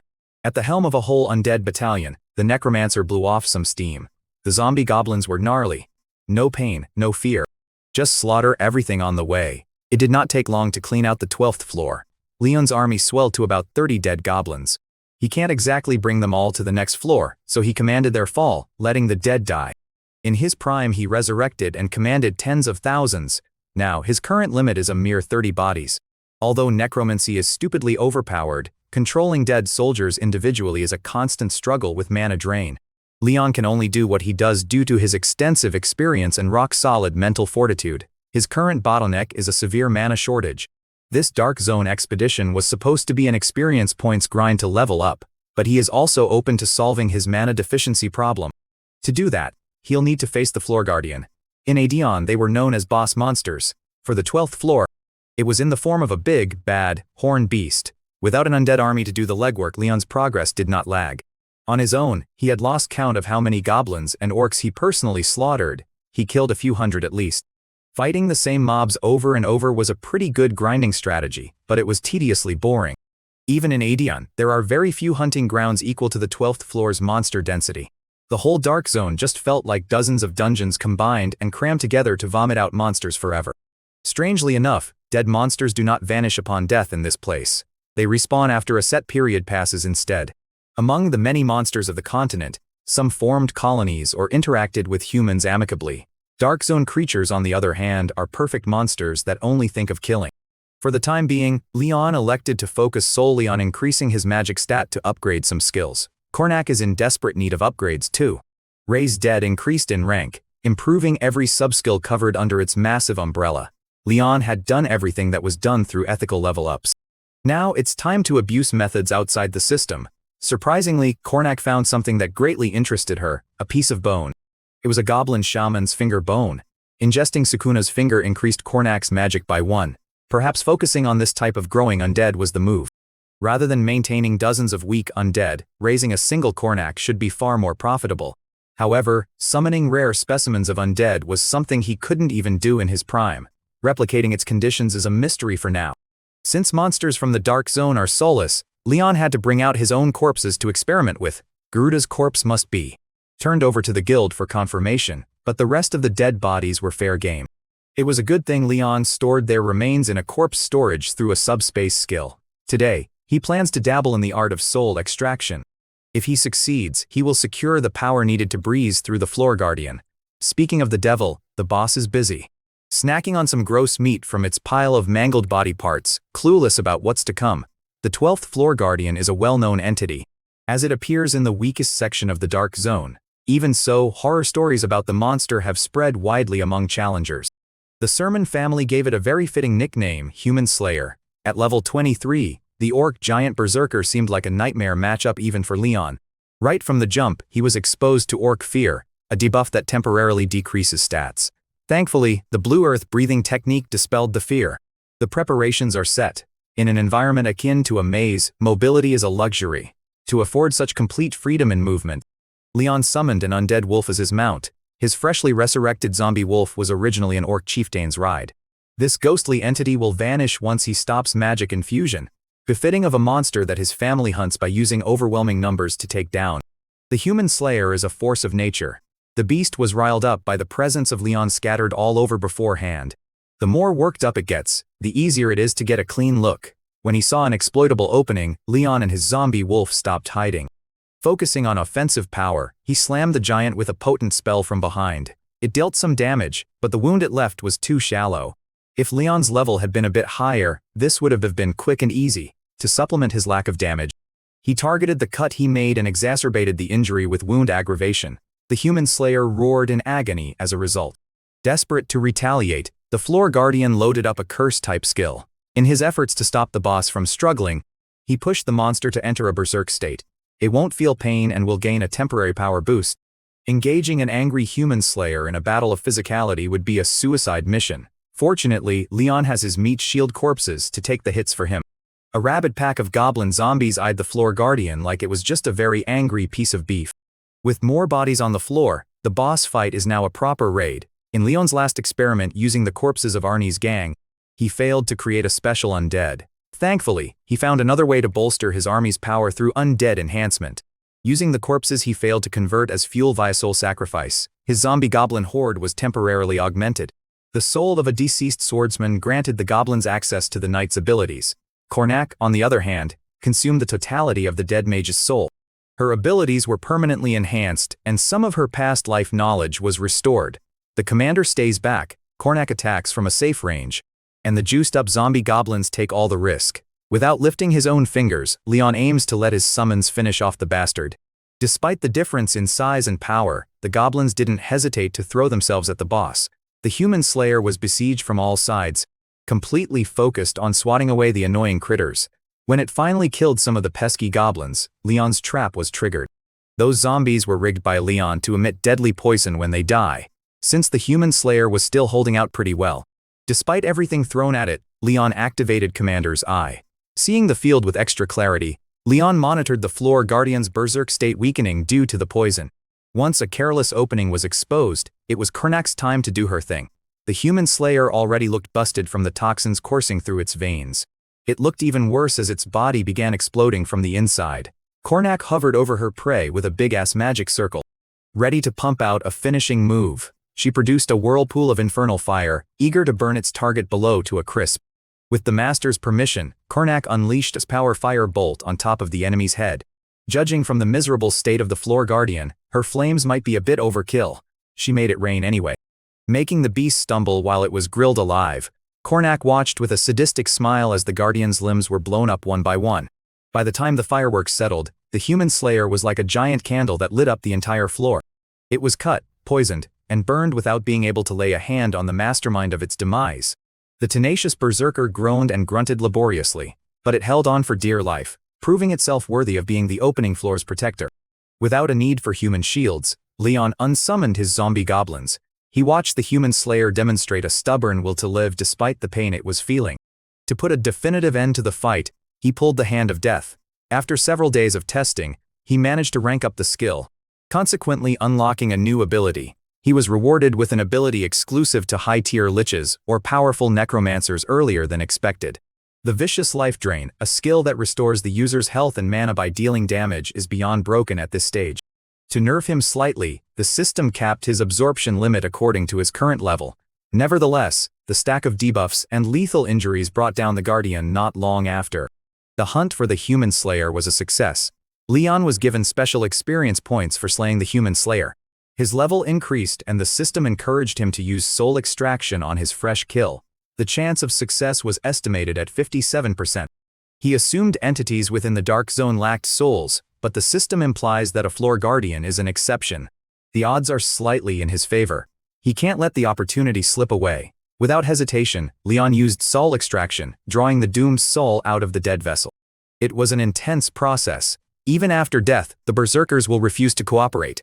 Through gritted teeth, Leon was able to wrestle control and succeeded in extracting the Human Slayer's soul. His technique definitely worked, but something felt off. The corpse didn't fade away after extraction. Normally, the empty husk is supposed to dissolve after death before re-emerging in time for the next challenger. If he leaves a giant empty vessel of a Floor Guardian like this, the patrolling Sermon Knights will undoubtedly discover it. As Leon expected, the Knights of Sermon entered the Dark Zone after he snuck in. They marched towards the Floor Guardian's lair, but were startled by what they found. The whole place was marked with clear leftovers of an intense battle. By the scope of destruction, the party scout estimated at least 30 highly disciplined elite units were involved in this scrap. No groups of adventurers or trainees that large were reported to have entered the Dark Zone recently. Analyzing the aftermath more closely, veterans could tell that the damage wasn't random. There was a distinct strategy at play. One thing is for sure, humans were behind this bizarre development. The death of the Human Slayer is now confirmed, putting the Sermon Knights on red alert. Without a Floor Guardian, the monster on the 12th floor will eventually grow restless and try to break past their designated zones. It is the depleted Night Order's duty to clean up after the unknown hunter's mess. While everyone was trying to solve an unsolvable puzzle, Young was mulling over some interesting tidbits.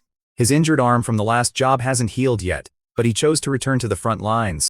Jang didn't see mere leftovers of a battle in this lair. What he saw was the message he had been waiting for. While the knights were twiddling their thumbs, Leon had already found the way onto the next floor. As soon as he crossed a bright cavern opening, he was transported to a completely different biome. It was hard to believe that lakes and marshlands would exist so deep underground. Leon explored the area deeper, and once he was far enough away from the entrance, he opened his corpse storage and retrieved the Human Slayer's remains. Under normal circumstances, this thing should have disintegrated into nothingness, but it didn't. Furthermore, a different issue has arisen for Leon. His quest list has grown too cluttered. His first system quest was triggered by his victory against Ake, and the second popped up when he joined Martin. The Path of the Necromancer and the Path of the Soul appeared when he slew the Human Slayer. Responding to his curiosity, the system decided to merge both paths into a single quest against his will. The unrelated side quests resonated with each other and triggered the start of the main quest. Veda's Legacy questline has commenced. The Path of Revenge questline has been converted into a main quest to rebuild the Sermon family. On the other hand, the Path of Assassin is now a proper job quest to obtain a Class 4 Assassin qualification from Martin. Something had changed in the system. It has started to function similarly to Adion's system. As far as he could tell, the transformation occurred when he got involved with Veda's Legacy through the Human Slayer. Furthermore, the only world quest he's ever received in Adion was slaying God. The only way to learn more is to complete what it entails. He used Raise Dead on the Human Slayer and unexpectedly felt some friction in the process. Leon's mana is now being drained at a dangerous rate. He had resurrected many corpses in the past. None of them drained him this hard. No matter how risky it was, it worked. The Human Slayer was brought back from the dead with a more imposing form. The first thing it did was march to its master and bend the knee with utmost respect. Leon was expecting an undead on par with Kornak. This skeleton berserker might be just that. The first part of Veda's Legacy had been completed. A new quest to complete the Human Slayer has started. He's going to need a hero's soul to complete it. Despite devouring most of his mana, the undead hasn't reached its full potential yet. Leon cringed at such poor efficiency. Leon quickly familiarized himself with the local monster population of the 11th floor by unleashing his skeleton berserker and letting it wreak havoc. Even if the system labeled it incomplete, it's quite useful for cleaning up trash mobs. The only glaring downside was the mana requirement to keep it active. This berserker is a special entity in its own right. Unlike normal summons, it can be stored in the corpse storage without falling apart. The problem is its constant demand for mana. At this rate, raising other undead would be impossible. Still, Leon found a way to utilize his new toy. Kornak the mage will cover long-range attacks, and the skeleton berserker will be a tank and warrior for close combat. Using this strategy reminded Ryan of his days in Aedeon when he hunted with a party. The system showed him progress pop-ups, and he was reminded of another reason he came to this place. Away from combat, he channeled the blue earth breathing technique. His senses covered the entirety of the 11th floor. He was disappointed when nothing in the area stood out. According to Martin's intel, this dark zone was the location where his brothers were last seen. He's been constantly activating blue earth breathing to find some resonance, but there was nothing. The 11th floor might be a bust, but the intel pointed to a deeper location, the 9th floor. However, Leon was unclear whether he could tackle the 10th floor and beyond with his current strength. Just as he was about to give up searching on the 11th floor, he felt a strong resonance with his technique within the detection range. So he hid his presence and followed the resonance. He spotted two people, one of whom wasn't a knight or a mage. If they were, they would have hidden their footsteps better. The real threat is the one-armed man moving with trained precision. If these people were vassals of the Sermon family, Ryun briefly considered revealing himself, but he'd rather stick with his disguise for the time being. As it turns out, he doesn't need to. Someone he knew very well materialized behind him out of nowhere. Sina easily recognized and detected her student without Ryan sensing her at all. As for the people he was tailing, they turned out to be Chief Steward Truno and Jang. Jang was the one who saw the traces Lord Ryan left behind. The disgraced Chief Steward knew that if any unprecedented anomalies occurred in the Dark Zone, it would be a signal of Lord Ryan's arrival. They weren't the only ones who tagged along to this meetup. Like a wild animal stalking her prey, Ryan's angry mom cornered her cub. She might look intimidating from afar, but in truth, she was just relieved that her little boy was safe. It's been a while since they last saw each other. Forced to run the family by herself, she was always so busy. Back then, immature Ryan didn't realize that all her efforts were for the family and for her only remaining son. They never really had a real relationship in the past because Ryan deeply resented her absence. Wiser and older, the current Ryan won't make the same childish mistake. His mom is constantly working to keep the last of her blood alive and well.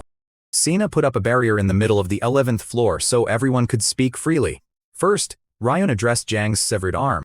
Jang explained that he was injured due to the Phaeton family ambush. Due to this wound, he was entrusted with the vital task of protecting the Chief Steward in hiding. The world believes that the traitorous Truno Hilda is dead, but he's just living low-key in the heart of the Dark Zone with Senna's help. Mom was genuinely proud of Ryan for inspiring such earnest loyalty from his subordinates. He truly captured their hearts magnificently. She's heard that her son orchestrated this complicated web of plans within plans. As Celine Sermaine, guardian of the house rather than just a mother, she has the responsibility to ask what's really happening. Celine wanted confirmation if her child truly killed a finger of Phaeton and handed the despicable sons to Sina. With no reason to lie to his mom, Ryan verified what she already knew.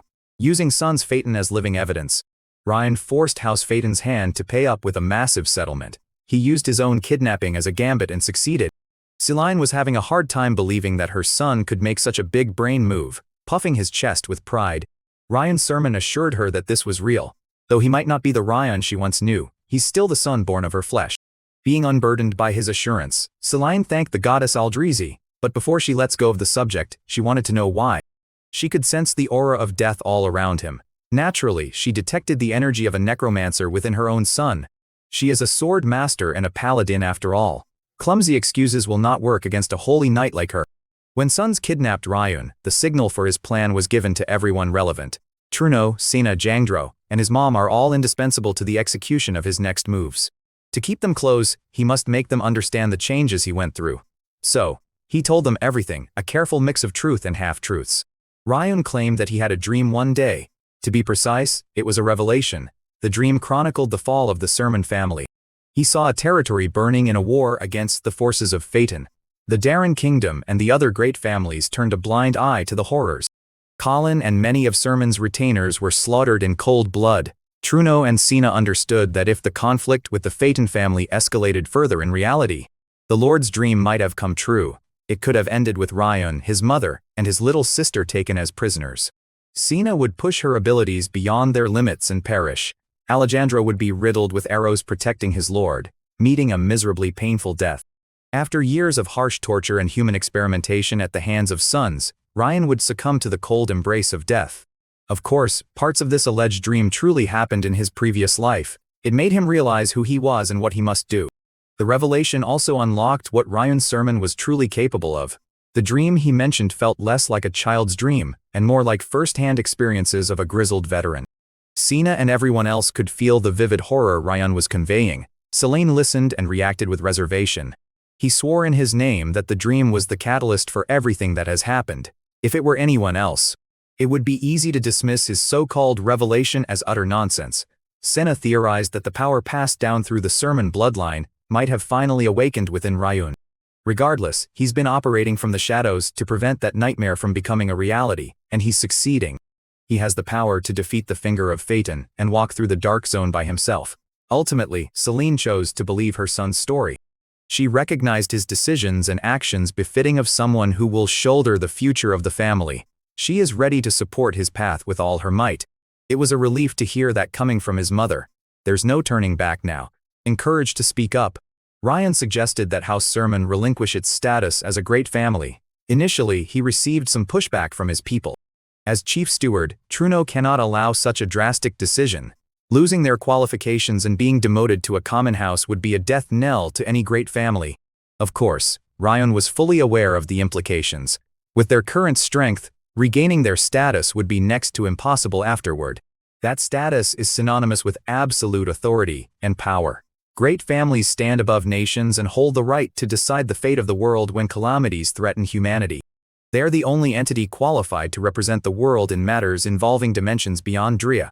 This boy was practically telling them to toss what little power House Sermon currently holds, or the Phaeton family will declare war sooner or later. Those vultures know the current state of House Sermon better than anyone. They're just trying to look for a worthy gamble to wrestle the title of the greatest family. Ryan urged his people to consider their chances of winning when that war breaks out. Once a conflict between great families begins, even kingdoms cannot intervene, putting them at a disadvantage. But if they discard their classification and hide under the kingdom's banner, they will be protected by the continent's law. For that to happen, Selene Sermon must pull the trigger. This is not a matter of running away or giving everything up. It is merely a strategic retreat and a brilliant move to lure their enemies into a trap. She should think it over, but they don't have much time. In addition, Ryan suggested bringing his little sister Maria back to Sermon territory. It's a chaotic time for House Sermon, but Maria is his mother's only hope. Selene has certain expectations that only his little sister can achieve. Putting her in the midst of chaos is the only way to draw out what she's truly capable of. Despite how risky it sounds, his mom was surprisingly open to implementing his plans. She also admitted that she should have done everything Ryan laid out long ago. If she can play her part, they can avoid unnecessary sacrifices in the long run. Listening to her boy, Selene believed she was no longer capable of leading the family. Just when Ryan thought everything had lined up, she started tweaking and drawing her sword. She might be a holy knight and a matriarch, but she is a mother first and foremost. As the temporary head of the family, she intends to test whether he is qualified to take on such a heavy responsibility by making Ryan withstand one of her attacks. Tanking a strike from a holy knight's sword master who once vanquished evil as a paladin sounds impossible, but Ryan understood what his mom was trying to do. He's the only direct heir fit to inherit the highest seat in the house. His father and brothers are as good as dead. Even though it is unofficial, she intends to hand over the position to Ryan right here and now. If he could live through this tribulation, she agrees to take full responsibility for convincing the elders and the rest of the family. Her challenge triggered the creation of a new quest, Selene's recognition. Without another word, Selene Sermon lifted the holy blade above her head. Ryan tossed away his cape and equipped his dual daggers, confidently bracing himself. His mom was once hailed as the Silver Dragon. It was a moniker fit for an absolute monster. She might be a sword master and paladin, but she cannot utilize different energies simultaneously. If she leans on the power of a sword master, she will use a mana-based attack, and if she taps into her paladin roots, she will use potent holy power. Ryan's success hinges on his ability to react to whatever she chooses. For a split second, he sensed the type of power she was accumulating. He saw the trajectory the sword was traveling in, but his mom was way too fast. From afar, it looked like Ryan couldn't even react and was sliced cleanly in half. Selene Sermon did not hold back. Even though her target was her only living son, even she was surprised that Ryan neither blocked nor dodged her attack. She pulled the holy blade back and saw her child's body turn translucent. Ryan was lucky that his mom used a mana-based attack that he could phase through. Etherealization is a skill that utilizes the power of a ghost, a fundamental ghost ability he mastered over 100 years in Aedeon. Despite his immaculate timing and flawless execution, he still sustained some deep wounds all over his body. He's a little out of practice. The skill hasn't been perfected for his current body yet. Disturbed and feeling guilty, Selene cradled her bleeding son close. Ryun tried to assure her that he was okay, but she insisted on using healing magic on his wounds. He was actually glad to have gone through this.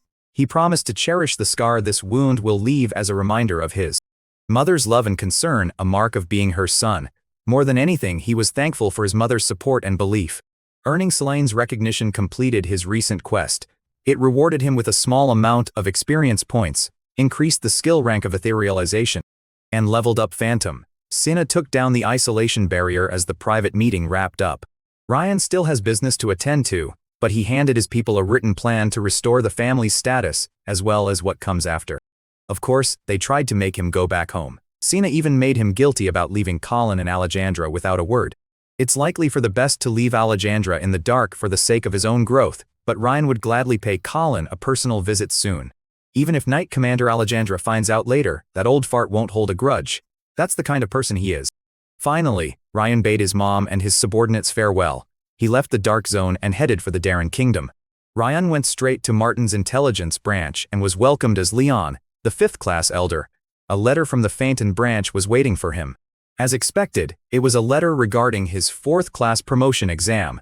It detailed instructions for his mission. Detecting this new information, the system formulated a new quest for the 4th-class promotion exam. It was a simple task: assassinate the mage named Goma in Keld, a territory near Darren.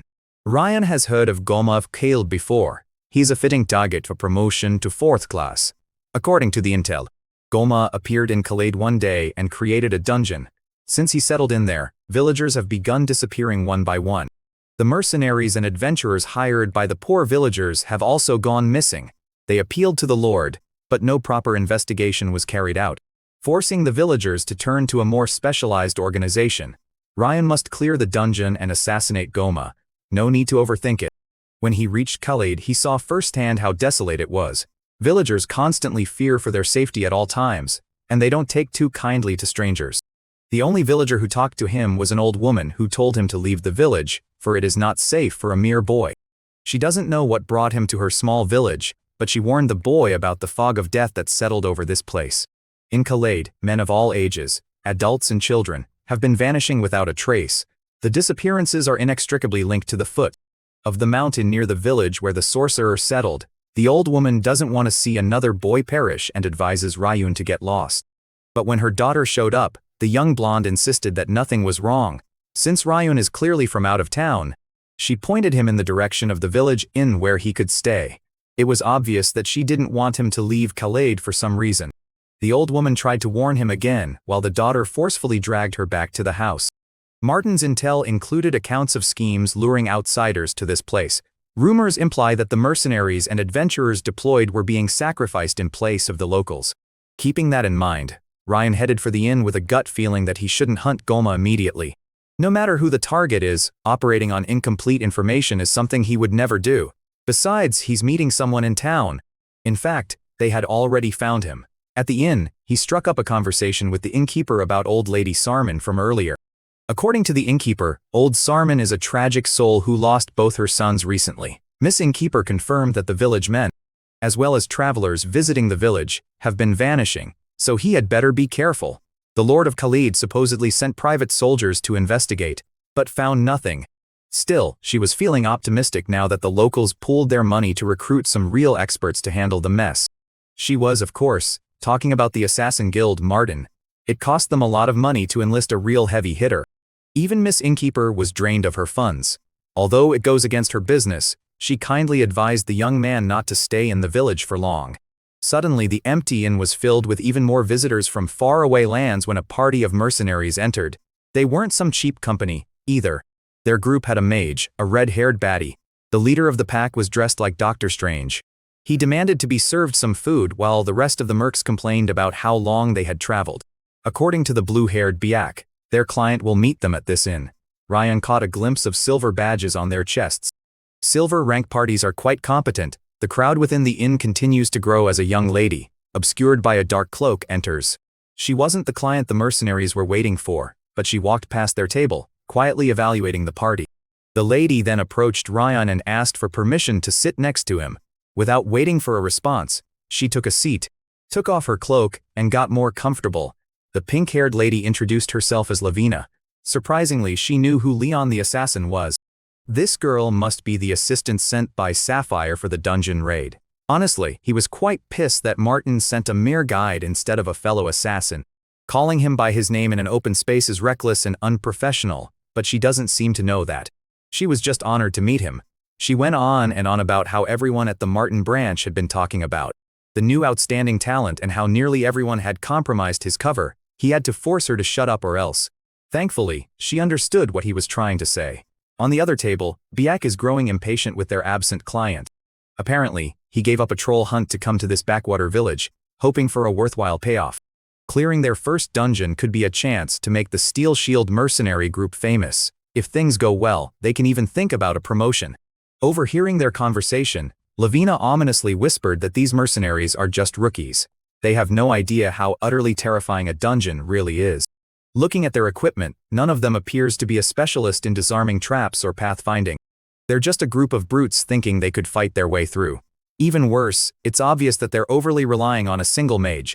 They're treating her like some kind of universal silver bullet. That's why Lavina only respects professionals like Leon. Finally, the client who called in the Steel Shield mercenary group arrived. It was old lady Sarman. She wordlessly tossed a sack of riches to the table, letting its precious contents glimmer and spill. Sarman scraped together her entire life savings to afford their service. All she wanted was the death of the mage preying on the village and for the body of her sons to be brought back home. All she wants is to bury them in a sunny spot. The mercenaries didn't give a damn about her sob story. They were more focused on the plentiful reward. Dr. Strange formally accepted the quest, assuring her that failure is not an option. Greedy and shameless, this bastard claimed that the reward was still a little too low considering the danger of the job. It was a total rip-off. Both Lavina and Leon could see that. Old lady Sarman figured as much. So, she tossed another precious reward into the mix, a golden ring with a purple gemstone, her family's heirloom. This was supposed to be passed down to her daughter-in-law, but now she just wanted to give her sons a proper burial. One look at the ring triggered an update on Ryan's Legacy of Veda quest line. According to the system, the ring is a map showing the location of a hero's soul. Lavina noticed the change in Leon's demeanor when he saw that update. He must get his hands on that treasure somehow. Biak tried to reject the ring as a paltry addition to the reward, but the party leader readily accepted. Without wasting any more time, the Steel Shield mercenary group rolled out. Dr. Strange kept the ring to himself. He might be the only one who could see its real value and what an unexpected windfall it truly was. In the middle of the night, the mercenary group trekked through the foot of the cursed mountain. They set up camp and let their mage perform an appraisal spell on the ring. She confirmed that it was a magic item, but she couldn't determine its specific use. If it's an item above her current level, then it is likely worth a closer look. Regardless, this is a massive win for their troop. All they have to do is kill some nobody mage in a rural village after all. How hard could that be? The leader is quite satisfied with the haul. Miss Mage was looking forward to finding other magic items inside the dungeon. There's bound to be something valuable in there. After the quick appraisal break, they continued their trek. At the same time, Leon the assassin monitored their every move from a safe distance. All he could say was that these bozos are way too overconfident in their skills. They're about to barge into an unknown dungeon without even gathering proper information. Lavina could tell from the look on his face that he was silently judging the mercs. She was acting more like an overseer than an assistant. She could tell that he only moved to tail these rookies because of that magic ring they received. She is dangerously observant. Since Leon just wanted the ring, she casually suggested killing the entire group and taking the goods for themselves. Leon did not appreciate her crudeness at all. He is an assassin, not a bandit. There's a difference. He won't debase himself to the level of a common thief. A few minutes later, the mercenaries reached the dungeon entrance. They didn't even inspect what they were going into. They just stepped right in. Not long after, Leon and Lavina stood before the magical entrance. This time, she could yap and annoy Leon all she wanted because of the noise suppression ring she lent him before they left. He asserted that the guild gave him the ring, not her. Despite his prickly attitude, Lavina was happy that he was assigned to assist. A promising talent who received a designated request as soon as he became a regular member. Everyone in the guild couldn't shut up about the assassination of Garuda. They say the Fallen Rose family commissioned Martin for a massive sum. Lavina heard they earned 100 gold in one transaction. and Leon was kind enough to put the entire commission back into the organization. Martin was supposed to get just a portion of that, and a hefty sum should have been paid out to Leon separately. Once guild commission fees take a cut, he would suffer a huge loss. But upon thinking about it, Leon was convinced that Lady Rose isn't the type to spend so much money foolishly. She likely overpaid to generate buzz and ensure the news reached him. Lady Saint and Rose is forcing him to seek her out, even if it's just to settle the score. Lavina's glazing continued until Leon held her lips shut. Leon's distaste for the incompetent mercenaries was palpable. Come to think of it, he followed the promotion exam through a quest only to encounter a map for a hero's soul by chance. Everything lined up too perfectly. It feels too convenient to be a mere coincidence. Following the rookies wasn't originally part of the plan, but here he is. With the involvement of the ring, he estimated that the level of difficulty had increased. He didn't get lucky. The system is simply showing its functions. It's finally taking the proper shape of the Edeon system he once had. System or not, something sinister is hiding in this dungeon. It hadn't even been long since the mercenary group entered, yet their guttural screams echoed outside. The screams were followed by the sounds of weapons clashing and a fiery explosion that burst through the entrance. Chances are it was the mage's doing. After a few moments of hectic clashes, the sound suddenly stopped. 30 minutes have passed since those clueless scammers entered. A silver rank mercenary group wiped out in just half an hour suggests something terribly deadly is inside.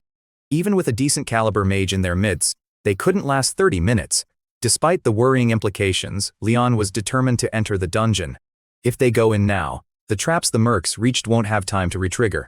In fact, they could examine and study the traps that have been set off. Doing so would allow them to prepare better countermeasures. Upon entry, Leon summoned a ball of light to illuminate their way. A few steps into their deep dive, he signaled Lavina. He warned Lavina to halt, explaining that physical traps take time to retrigger while other types are more complicated. If Leon hadn't activated the alchemy of Azure Earth, he would have ended up like the amateurs before him. His mana revealed a pathway of hidden magic circles embedded in the inconspicuous floor. Judging from the structure, it should be an illusion circle. It seems like the test began even before they entered this bizarre dungeon. 20 minutes ago, the Steel Shield mercenary group blundered due to ignorance. Bayek was fighting for his life. His opponent was the leader himself, Dr. Strange. The boss fought like a maniac and took down the pesky mage first and foremost. Leon could have fallen prey to the same illusion trap that afflicted the mercenary boss, but he was too cautious for that. The spell only distorts one's vision without causing physical damage, making it even harder to notice. A skilled mage could have dispelled the effects upon activation. But those who stepped on the circle unknowingly likely went for the mage first.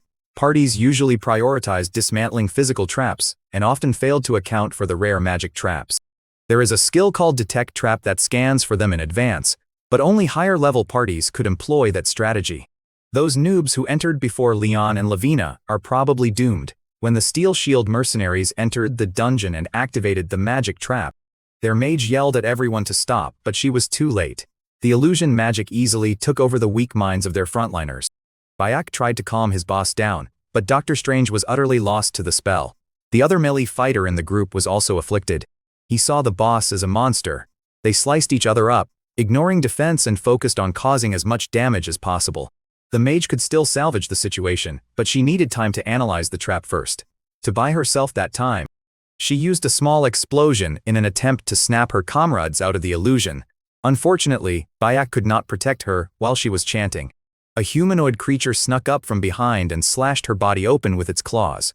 As a result, her explosion magic grew out of control, burning everything in sight. Severely weakened by the trap, more humanoid creatures came out of hiding to feast on human flesh. Attacking one another and falling prey to an unknown enemy, these mercenaries were truly unlucky. The aftermath of their demise is still fresh.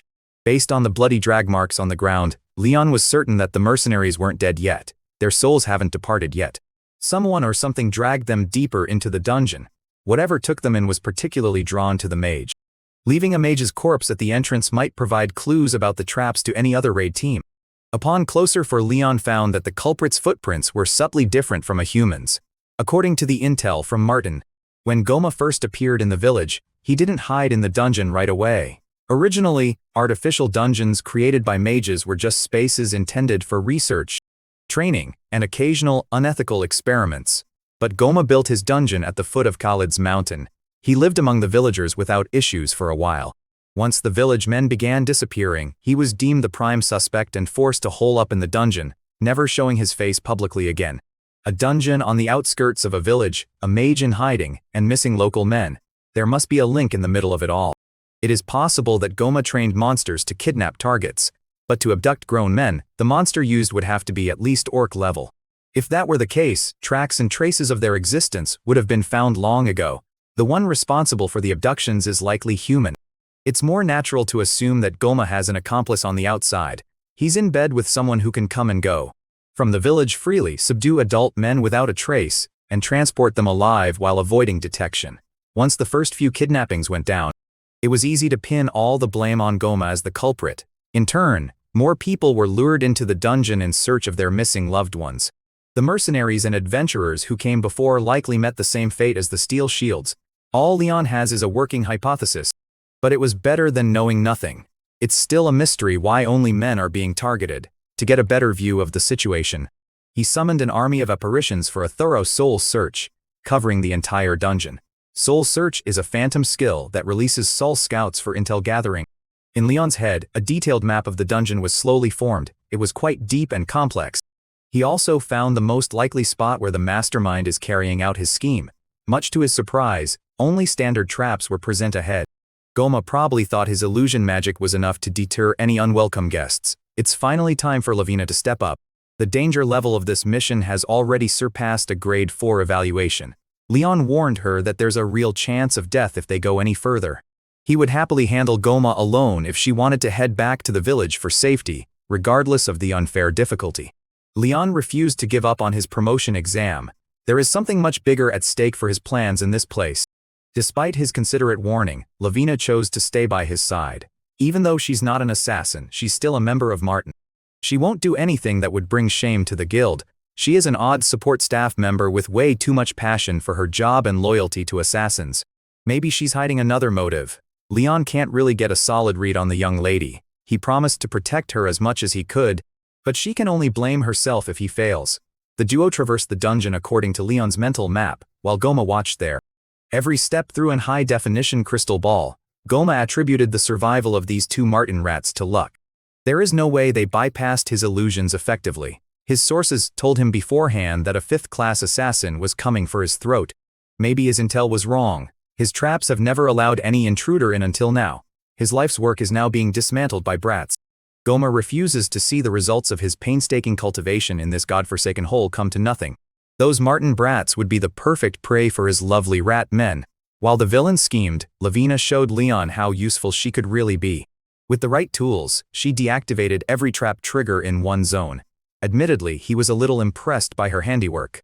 When asked if she only tinkered with physical traps and nothing else, Lavina showed him a mana stone. Compressed magic spells can be stored inside a special ore. Mana stones are expensive and hard to handle. Yet, Lavina proficiently used one to deactivate the rest of the magic traps along the way. This type of disarming technique usually requires a deep understanding of mana structures and a high level of skill. She works fast too. Lavina's remarkable talent is invaluable. After showing off her skill set, Leon gave her one last chance to turn back. She sighed and doubled down on her decision to accompany him. Besides, she would be scared for her life if she heads back alone now. Leon said it himself. Something strange dragged those poor noobs away. The strange creatures she is so fearful of had arrived, and they have gathered right behind her. The rat men collectively shrieked, and Lavina swiftly ran behind Leon to shield herself. As the name suggests, a rat man is a half-man, half-rat monster. They are a repulsive bunch. Leon prepared for the inevitable by summoning his daggers. Now it makes sense why only men were missing. From his hidey hole, Goma was feeling very proud of himself and his rats. A 5th-class assassin could not possibly break through a proud pack of rat men, right? As far as Leon knows, rat men can be artificially created, but there shouldn't be any in Drea. When the black mages were wiped out in the last Black and White War, the method for making rat men was supposed to have been lost. Seeing beasts from the old war, Leon readied himself for a troublesome fight. Back in Aedion, he hunted these bastards to extinction by himself. There is no one more experienced at calling an entire population of rat men than him. Lavina watched the slaughter that ensued from the sidelines in utter shock.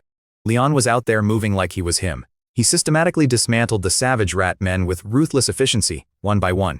He spilled their tainted blood and cut through their flesh with a big smile on his face. Lavina was certain that this was Leon's first encounter with rat men, yet he was tearing through them easier than a goblin hunt. Goma also had front row seats to Leon's demonstration. And the mad mage wasn't happy. Some random Martin brat just barged into his domain and massacred his precious rat men. I'd be pissed too. Now, he was truly fearing for his life. If that kid makes his way all the way to his position, he'd be done for. Still, he can never flee and give up the very reason he came to this place. While Leon was mowing every rat man that dared to enter his range, the deranged mage was admiring a grimoire sitting atop a menacing altar. His eyes were full of greed. In his eyes, this book is his everything. A man smoking a pipe, interrupting his creepy habit, reminded Goma of the conditions for lending the book. All he has to do is continue with the experiments like usual. There's no need to worry about the intruders at all. They'll be dealt with accordingly. After all, Goma is a very important man for this whole operation. Some might even say he's the treasure of this forsaken territory. However, the owner cannot allow anything beyond reading and researching the book. As long as Goma follows the rules, his status and safety will be guaranteed. After clearing dozens of rat men, painting the floor with their blood, Leon found something odd. No matter how he looked at it, those rat men could not have forged the weapons they were using. They do breed at an incredible rate. A month-old rat man is roughly similar to a goblin in level. In just a year, orc-level rat man warriors are born. The dungeon was made just a few months ago. The weapons the rat men wielded were far too well made for natural progression. These weapons are far too standardized to be the work of a mere village blacksmith as well. Someone is working in secret with Goma to build an army. To be serviceable as soldiers, rat men must reach the orc warrior level, and that should take a year to achieve naturally. Leon was aware of one method to create these disposable soldiers without relying on natural evolution. It is the most basic yet forbidden way to create rat men. Just capture a bunch of civilians and turn them into rats. If Leon's idea is correct, there are two people who jumped right on top of his suspect list. Aside from Goma, Lord Kazan Khalid himself might be involved. As for the man carrying out the dirty work, it must be the Lord's younger brother and commander of Khalid Knights, Lord Caden Khalid. It is unlikely that the villagers were aware that they were being picked off by their own lord. Goma by himself could not have armed an entire battalion of rat men. The only man with that kind of resource in this area is Lord Kazan. Regardless of who's involved, Leon and Lavina must push through. Before going, Lavina teased him about his suspiciously deep understanding of rat man production. Luckily, a rat that wasn't properly killed bailed him out from having to explain himself. Leon was caught off guard from behind, but Lavina was able to save his ass. She pulled a crossbow out of nowhere and killed that resilient rat man in one shot. While Lavina was bragging about her combat training, Leon was analyzing the damage she had done. The mark was hit dead center in the darkness of a dungeon. Leon was starting to feel sussy about her alleged combat training. The duo continued following Leon's map while dutifully removing every trap along the way. Out of nowhere, Lavina voiced her understanding of why the Lord collaborated with Goma, even though it's inhumane. Based on Leon's explanation, there is no better material for building an army than able-bodied men. He took note of her overly logical take, atypical of someone from Drea continent. Lavina could feel the heart of the dungeon getting closer due to the mana traps ahead. But just a few meters away from the fated confrontation with Goma, the whole dungeon rumbled. A ratman ogre wielding a medieval flail came out to obstruct their advance once and for all. Leon teased Lavina for knowing what a ratman ogre was, and she yelled at him for messing around when they were in real danger. Ratman ogre spun his spiked ball and chain around, intimidating and sinister. Against such a heavy weapon, Leon met the challenge with his daggers. No matter how skilled he is, it looked like a mismatch. Fortunately, he didn't have to deal with the ball when he could just cut off the chain. With the mana sword active, he could probably slice through any steel. Lavina had never seen a 5th-class assassin manifest a mana sword before. It's Leon's turn to go astonishing with a counterattack. Surely he could count on her for backup. Lavina immediately tried to show that she could contribute by firing off a crossbow barrage. Every bolt bounced off the ratman ogre, not leaving a single scratch. Leon had to pause and give her a scolding for attacking head-on like a dumbass when she was supposed to use the surrounding traps to her advantage.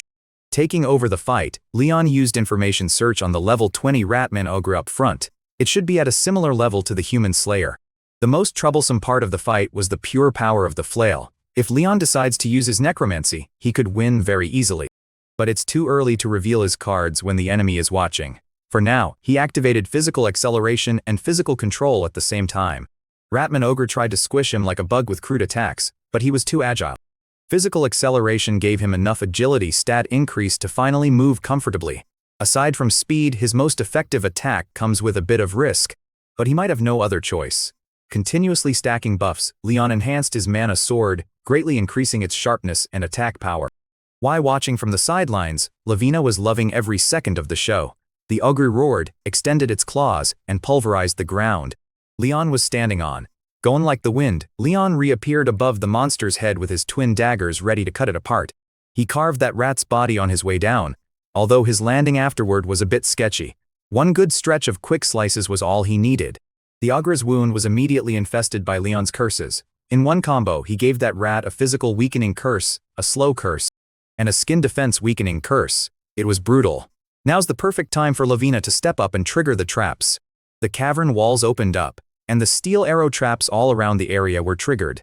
It was a perfectly timed barrage that left the rat looking like a hedgehog. Not the type to leave it up to chance.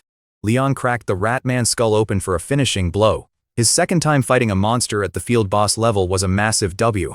Lavina could not believe that she just participated in that kill. While Leon was yelling at her to chill out, something zoomed into their position from out of nowhere. Leon felt the killing intent directed at him, and his instincts kicked in. The commander of Keld Knights, Kaeden Keld, finally came out to play. His sword met Leon's, and the disparity in their levels quickly became apparent. Lord Kaeden maintained a cocky smile on his face throughout the whole exchange. Leon held his twin daggers firmly, taking the threat seriously. Instead of playing it passively, he charged in for a melee. Admittedly, Kaeden was impressed that a kid so young could utilize a mana sword so well. Their intel listed a 5th-class assassin. But the boy is clearly above that. Leon knew he was fighting one of the masterminds behind this inhumane operation. Just when he was about to go all out, something sinister prevented him from doing so. The curse of Arkan flared up at the worst time possible. Due to the recoil from using tons of mana in the fight against the Rat-Man Ogre, he's being subjected to some nasty drawbacks. His mana recovery and stamina recovery slowed down. That can be offset by his Azure Earth refining method. Fortunately, his training paid off and he wasn't hampered as much. Even so, a nerf is a nerf, and a nerf in the middle of a fight cannot be good. He's not even sure if he can handle Kaeden in his current state. That man is a real knight who can hold a sword properly. To buy some time, Leon taunted the commander for resorting to a shameful sneak attack. Kaeden claimed he was merely testing the boy. He swore he held back enough to keep Leon alive. The fact that his head is still intact after taking a hit from a sword expert should be proof of that. Goma let his guard down because he thought the intruder was a mere 5th class. Kaeden wasn't going to make the same mistake, especially after seeing the boy dismantle the Rat-Man Ogre. From now on, Kaeden will start using his full strength to finish off the nuisance for good. The commander of the Keld Knights finally showed his own mana sword and gave a proper introduction. Leon's hypothesis was proven right. The Lords of Keld are despicable men. He did not introduce himself in return. What kind of assassin would he be if he did? While bantering with the enemy, he secretly signaled Lavina using hand signs. He told her to stay back so she wouldn't get caught in the crossfire. Using the same trap trick against a sword expert would never work, so it would be better for her to flee. Lavina hesitated for a moment before she ultimately listened to his shot call. Commander Kaeden praised Leon for sending the lady away first like a real gentleman. With Lavina out of the way, Leon can move a bit more freely now. He's the type to never turn down a challenge after all. Despite the curse of Arcane actively weakening him, Leon fought like a maniac at close range. The sounds of their blades clanging together filled the cavern as Lavina ran for her life. On her way out to safety, she came across a little boy who passed out on the floor. Unaware of her predicament, Kaeden and Leon continued clashing swords. The commander was swinging that blade like he wanted none of the intruders to leave this place alive. Leon was actively matching his freak and holding out despite the struggle. He could have maintained this pace until an opportunity arises, but that might not be an option. Lavina has been captured. The unconscious kid she found on her way out was working for Goma all along. The kid might seem human at first glance, but it really was a rat man. Leon didn't miss the chance to tease Lavina for being caught so easily, despite being a part of the assassination guild. Thinking that they hold all the cards now, Goma finally showed his ugly face to brag about his special rat man. Lavina wasn't caught because her skills were lacking. She was caught because of the rat man's unique trait. Occasionally, among the many failed rat man experiments, rare specimens with special abilities are born.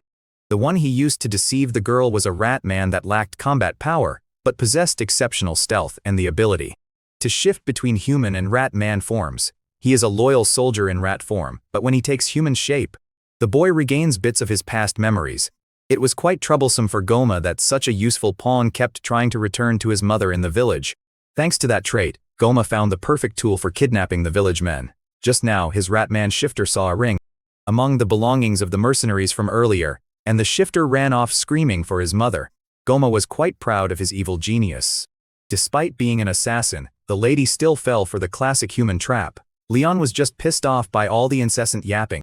The target he was supposed to eliminate just showed himself out in the open. He was actually quite grateful that Goma saved him. The trouble of turning the dungeon upside down, hearing that erased the stupid grin on the mage's face. Commander Kaiden reminded Leon that he's not in an advantageous position right now. In fact, he wasn't even in a position to worry about the lady. By the time Kaiden is done here, he is fully convinced that the intruders will leave in bits and pieces. Wrestling the momentum for himself, Kaiden pressed Leon harder than ever while talking trash on the boy's rather lacking defense. He called Leon's mana sword useless, just like the entirety of Martin. Goma added that they already knew about Martin's involvement since Lord. Kaiden himself added his own gold to the down payment for the request. He was using his riches to lure in high-priced targets. The perfect specimen for high-level rat men. Not only did they kidnap the locals, but they also exploited their desperation by goading them into hiring mercenaries to be used as lab rats. Village men are turned into rats, while the women who've lost their husbands and sons are continuously exploited without their knowledge. Leon was riled up. He cannot stand people in power who treat their subjects like resources to be drained, used, and abused. Now that he can see the bigger picture, Leon took back what he said about this fight being a challenge. Thanks to all their villainous raving about every little thing, enough time had passed for his penalty to wear off. Kaiden didn't take him seriously, calling it a bluff. Goma was on the same boat. He's a third circle mage and the commander is a sword expert. They are practically Shaq and Kobe.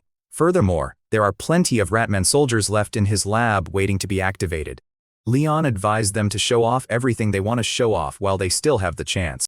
Without the curse of Arkans slowing him down, he can now fight at full capacity. Goma saw the undead apparition behind Leon and nearly peed his pants. Kaiden and Lavina recognized that the apparition was the Ratman ogre Leon had killed earlier. It's time for these scumbags to experience the pain of those whom they trampled over. The undead Ratman ogre retained both its dilapidated appearance and savagery after death. Commander Kaiden was quite intrigued by the reveal that the Martin kid was a necromancer the whole time. If he were so interested, Leon would gladly give him a taste of deadly force.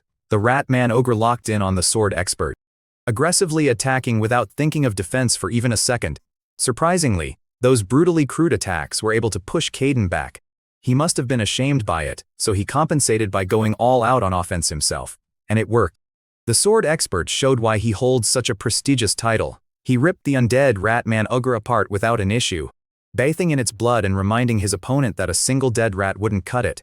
Goma was so elated that he requested the boy's capture, instead of killing him outright. Since Veda disappeared, necromancers have become an extremely rare dying breed. If they can squeeze the knowledge out of that assassin boy's head, it would surely lead to a massive breakthrough in their Ratman studies. Kaiden liked that idea a lot. He's all for reeling in a big catch. In his head, Leon must have used his undead trump card.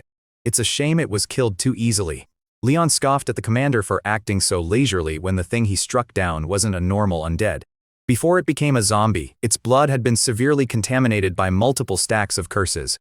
Naturally, the curses actively coursing through Ratman's system can be passed through contact. Kaiden foolishly hacked away at a tainted target, letting the curses take hold of his body. It was an agonizing process. His pathetic screams filled the cavern.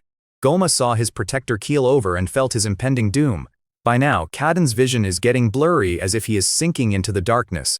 While the sword expert tried to keep himself alive and conscious, Leon addressed Goma. The mage mentioned his battalion of soldiers stashed away in the heart of the dungeon.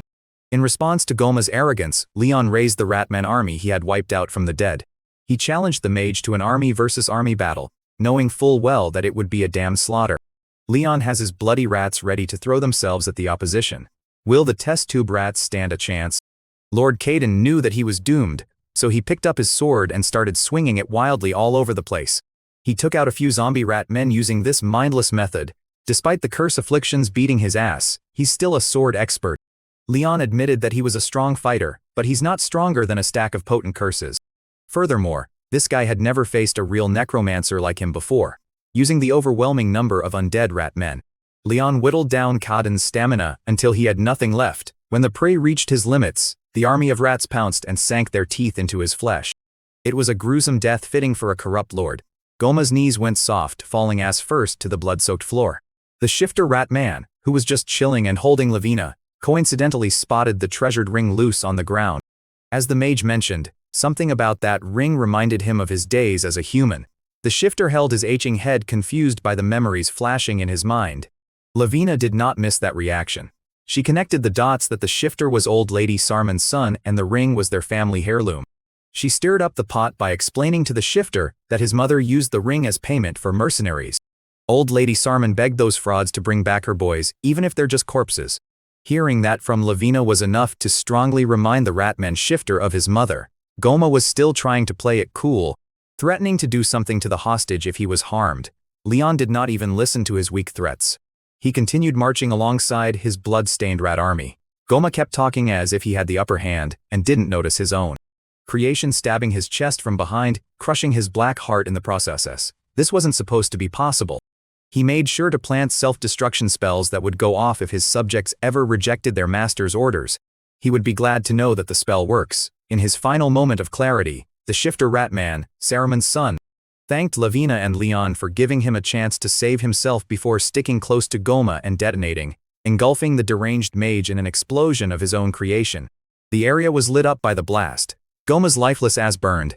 Leon picked up the ring, prompting the system to update the legacy of Veda Quest. He is now in possession of a map containing the hero's soul location. A massive find.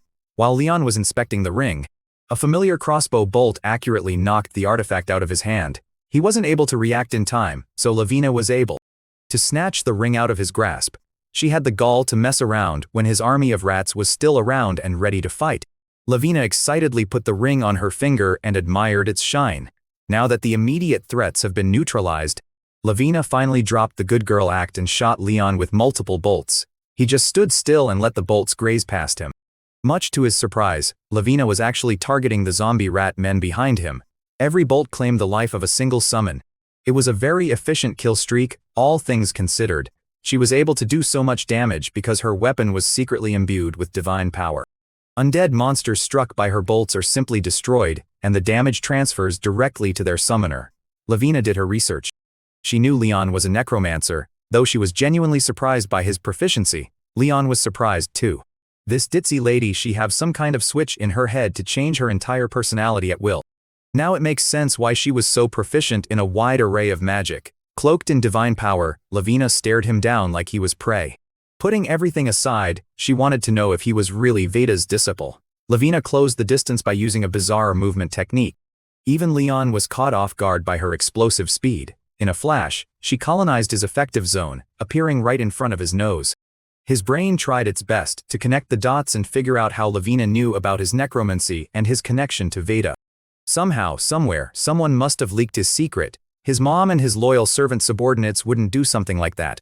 It can't be the Rose family, since Saint and Rose is still trying to build a connection with Leon, as evidenced by the massive fee they paid Martin. More importantly, she is not the kind of woman who would let her efforts go to waste. Lavina paused her flexing and pointed out how unnaturally relaxed Leon was in front of someone who could be a friend or a foe. Once again, she switched her personality so freely and quickly. She might seem intense, but she doesn't seem to have any intention of truly harming him. For now, he asked her the obvious question, who Lavina really was. With a playful smile, she dared him to take a guess. From the very beginning, when they met at the inn, he already found her a bit suspicious. She acted clumsily throughout the whole dungeon raid. Still, her skills were too outstanding for an auxiliary guild member at the same time. Even in seemingly dangerous situations, she remained calm as though nothing ever actually posed a real threat to her safety. The way she acted as the shifter's hostage gradually turned Leon's doubts into certainty. For now, he played along with her guessing game and asked what he would get for a correct answer. The clues to her identity are as follows: top-tier dismantling skills, a blessed weapon, and above all, access to private information about Leon's necromancy. Whoever she is, she certainly doesn't hold an ordinary status. Even now it feels like she is testing him. He doesn't really mind that. He just wanted to be rewarded for passing whatever test she had in mind. Lavina conceded that Leon is smarter than the reports she read. Since she loves gambling, Lavina agreed to grant him one wish if he guessed who she really is, but she'll only agree to proceed if there's a consequence for an incorrect guess. Leon could barely hold his ladder. This lady surprisingly took the bait. It's time to reel her in.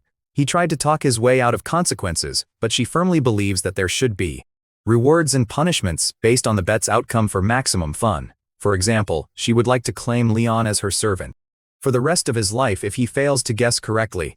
She was trying to be out of pocket, but her words are hints of their own. Saying that she wants to command a fifth-class assassin must mean she has the status to back up her words. At the count of 5, he must guess her real identity. She playfully counted down while Leon prepared to utter his answer. Ever since he decided to hide his real identity and live like Leon the assassin, this woman's existence has always been included in his plans. When the countdown reached its final number, she thought she was about to gain a new slave. Leon snapped her out of her dreamy world by uttering her real name, Lavina Sasan. Instantly, Lavina erupted with aggression. She was not pleased to learn that her cover had been blown somehow. Her switch was flipped, turning her into a psychotic lady. Leon had always been aware of how Sasan, the renowned assassin family, no matter how incredible her status is, Lavina is still just a kid. She's prone to outbursts when denied. Nevertheless, Leon won the bet. In the past, House Sasan kept the young lady's identity strictly hidden. The Sermon family mobilized their intelligence unit to dig up information on her to shake House Sasan after it sided with Phaeton during the war. One day, the retired head of the house, Ari Sasan, abandoned the front lines in the middle of battle. Rumors say his absence was linked to the disappearance of his youngest daughter, who was hidden. Not long after, Ari Sasan met up with Celine Sermian for an unconventional proposal between families. Ari agreed to change sides if the Sermon family found his little Lavina before the Phaeton family does. Soon, detailed information about the missing daughter of Sasan reached Sermon. Ryan was able to read and memorize those old reports as he diligently researched to stop House Phaeton. Those reports chronicled Lavina's childhood, her physical description, and even her trivial habits. Knowing that Lavina was way too riled up to be effective, her guardian finally showed herself to interrogate Leon. Whoever this escort is, she is an expert skilled enough to deceive Leon's sharp senses. Being able to hide all that is a real skill. Displeased by her escort's intervention, Lavina ordered her to stay still. She was having an emotional outburst, and Leon was in the middle of the brewing storm named Lavina. He had better choose his next words carefully. Among the retainers of House Hassan, very few people know about the youngest daughter, making it more bizarre that some young assassin guessed so accurately. Instead of entertaining her follow-up questions, Leon put the whole premise of their bet in question from the beginning. She said it herself. Even trusted retainers cannot be trusted with her real identity. Isn't it unfair to allow an unbeatable bet? It was practically a scam. Infuriated by his accusations, Lavina motioned to blow Leon up with magic. Her escort silently watched with a wry smile on her face. Ultimately, she was able to hold back and yapped about how Leon was the one who proposed the bet in the first place. So he's partly at fault. If it were up to Leon, he would like to scam one more wager, but that really pushed Lavina to do something astonishing. She relented and accepted her loss. However, Leon would have to give her a proper explanation about how he figured her out in exchange for one more wish. If she senses him spouting nonsense and lies, she will really try to kill him. Leon is already in too deep anyway.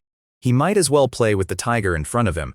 When he first planned to make contact with Hassan's daughter, he never intended to maintain a mere business relationship. He explained that everything he knows is connected to his status as Veda's disciple. Lavina insisted that she and that ancient necromancer have absolutely no connection whatsoever. While that is true and easy to prove, Leon has some lies locked, loaded, and ready to go. He started by saying that he didn't exactly receive teaching from Grandmaster Veda. Right from the jump, Lavina was hooked by his intriguing story. Leon added that his master was from the Empire. When he mentioned the Empire, Lavina's escort suddenly pressured him to stop talking. The interruption was followed by a skull-breaking headache, making it impossible to talk. Whatever skill she used, Miss Escort here was trying to silence Leon. This only increased Lavina's interest. She wanted to know how she was connected to the Empire. Leon would be happy to oblige her curiosity, but Miss Escort was making it impossible to open his mouth. Since she took away his ability to speak up, all he could do was give the escort a hand signal not to worry. It took a while, but she reluctantly agreed to free him from that silent prison.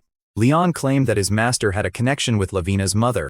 He knew just what to say to capture Lady Lavina's undivided attention. The whole interaction worried her escort, while Leon was hoping that his fabricated story would hold. He's talking about some master who doesn't even exist after all. On the other hand, the Asan matriarch is already dead, and her house didn't investigate her death thoroughly for some reason. Once he captured her imagination and heartstrings, Leon asked Lavina what she heard about the reasoning behind his becoming an assassin. He claimed he enlisted at Martin because of the words his master left behind about his old ties to House Asan. Leon professed that his master had pushed him to contact the daughter of a dear friend and ask for her help. The escort was the first one to call out his fake story immediately. As far as she knows, the matriarch passed away giving birth to Lady Lavina less than a year after entering House Asan. Lavina was clearly desperate to believe his story, but Miss Escort wasn't buying his lies. In fact, she found it insulting that a mere boy was trying to make a fool of her Lady Lavina. Miss Escort finally snapped, and her rage took over. Leon wasn't just going to take her threats lying down. Sometimes it is better to remind people that he is Veda's successor. As soon as he mentioned his master, the ladies braced themselves. He is a proud necromancer, a disciple who inherited Veda's knowledge. Leon cooked up a story about how the spirit of Lavina's late mother had come to visit his master before, and that he was there when they spoke before her soul finally passed on.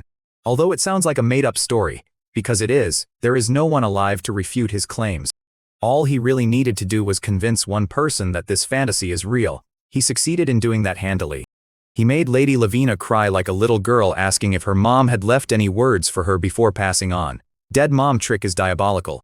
In truth, Lavina and Veda have no connection at all.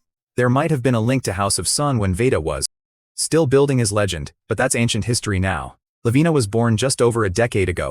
She's the daughter of Ari Asan and a woman who was briefly his concubine. Exploiting the young lady's longing for a mother, Leon made up the convenient lie. As a necromancer well versed in soul arts, this is his trump card. Through necromancy, the dead can return to deliver the truth and no one would be able to refute it. Once Lavina chose to believe in his lies, he answered that her mother's final words were an apology for her little girl. Hearing that opened the floodgates of tears. For someone longing for a mother's love, Lavina Asan would believe anything. While the young lady was having her moment, Miss Escort silently threatened to make Leon regret living if he proved to be a liar. She is going to need proof of his claim soon. Afterwards, she comforted the sobbing Lady Lavina with warmth. With that drama out of the way, Leon's eyes wandered as he investigated. The death of Commander Caden and Goma left the Rat Man manual ownerless. Rewards are waiting to be opened, and he has a free wish he can cash in whenever he wants. Lavina took Veda's dying wish seriously and agreed to help Leon out in honor of his master and mother being close friends and all. From now on, they can be friends regardless of status. If he really is Veda's disciple, status won't be an issue anyway.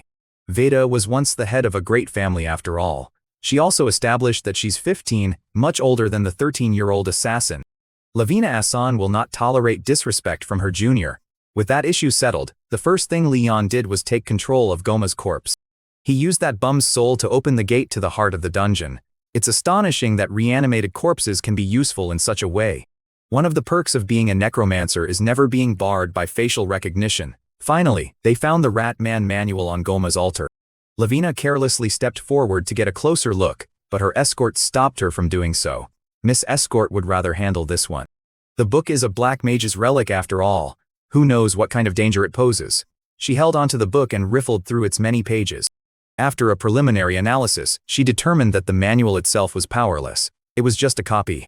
The safest way to approach this would be to surrender the manual to Lavina's family as irrefutable proof of Ratman incursion. It would be better to keep this detail a secret from the guild. In exchange for ownership of the manual, Lavina promised to properly compensate Leon. Except for the book, every other loot in this dungeon is now Leon's property. She even promised to influence Martin to pay him extra since he had to fight Commander Caden during the mission. Surely the head of an evil sword expert could get him some decent rewards. Leon was just glad that everything was working perfectly for him. He no longer has to wonder how to get paid for the extra work he did. Even so, this certainly won't be the end. Goma and Caden were not the only villains involved in this scheme. They committed atrocities and built an army for a reason. The Lord of Calidus still out there. Lavina assured him that traitors who try to overthrow the state always meet the same end. That corrupt Lord Cronies won't survive the night. Leon suspected that Miss Escort here might be busy tonight carrying out the hits. Speaking of corpses, Miss Escort was curious what Leon was going to do with Caden and Goma's remains. All things considered, both of them should be pretty tempting materials for a necromancer. If that was the case, maybe the corpses should count as his extra reward. He protested such an unfair exchange. Finally, Leon made his exit, leaving the survivor search to Lavina. There is somewhere he needs to go for a bit. He needs to make a stop regarding his master's dying message first. Anytime he uses that as an excuse, Lavina just lets him be out of respect. Miss Escort was still a bit hostile towards Leon, threatening to hunt him down if he ran away. By the time he was out of the dungeon, the sun had already risen. Away from prying eyes, he could finally mess around. With the ring containing the location of a hero's soul, it automatically synced up with his system, activating the map before his eyes. He reckoned the site it's pointing to must be near the village, and he was right. The map was pinging an inconspicuously large pile of rocks in the middle of nowhere. He immediately knew that he had just hit the jackpot. For a more precise rendition of the map, he added the effect of the heirloom ring. Through this process, he was able to locate the hero's soul required for Veda's quest. He touched down near the pile of rocks and gave it a thorough analysis. It looked like an ordinary stone mound at first glance, but something was hiding underneath. With a blast of mana, he blasted the rocks away to reveal what was once concealed. Much to his surprise, a metallic hatch had remained undiscovered under that formation for ages. Due to its physical nature, Leon ruled out the possibility of another dungeon.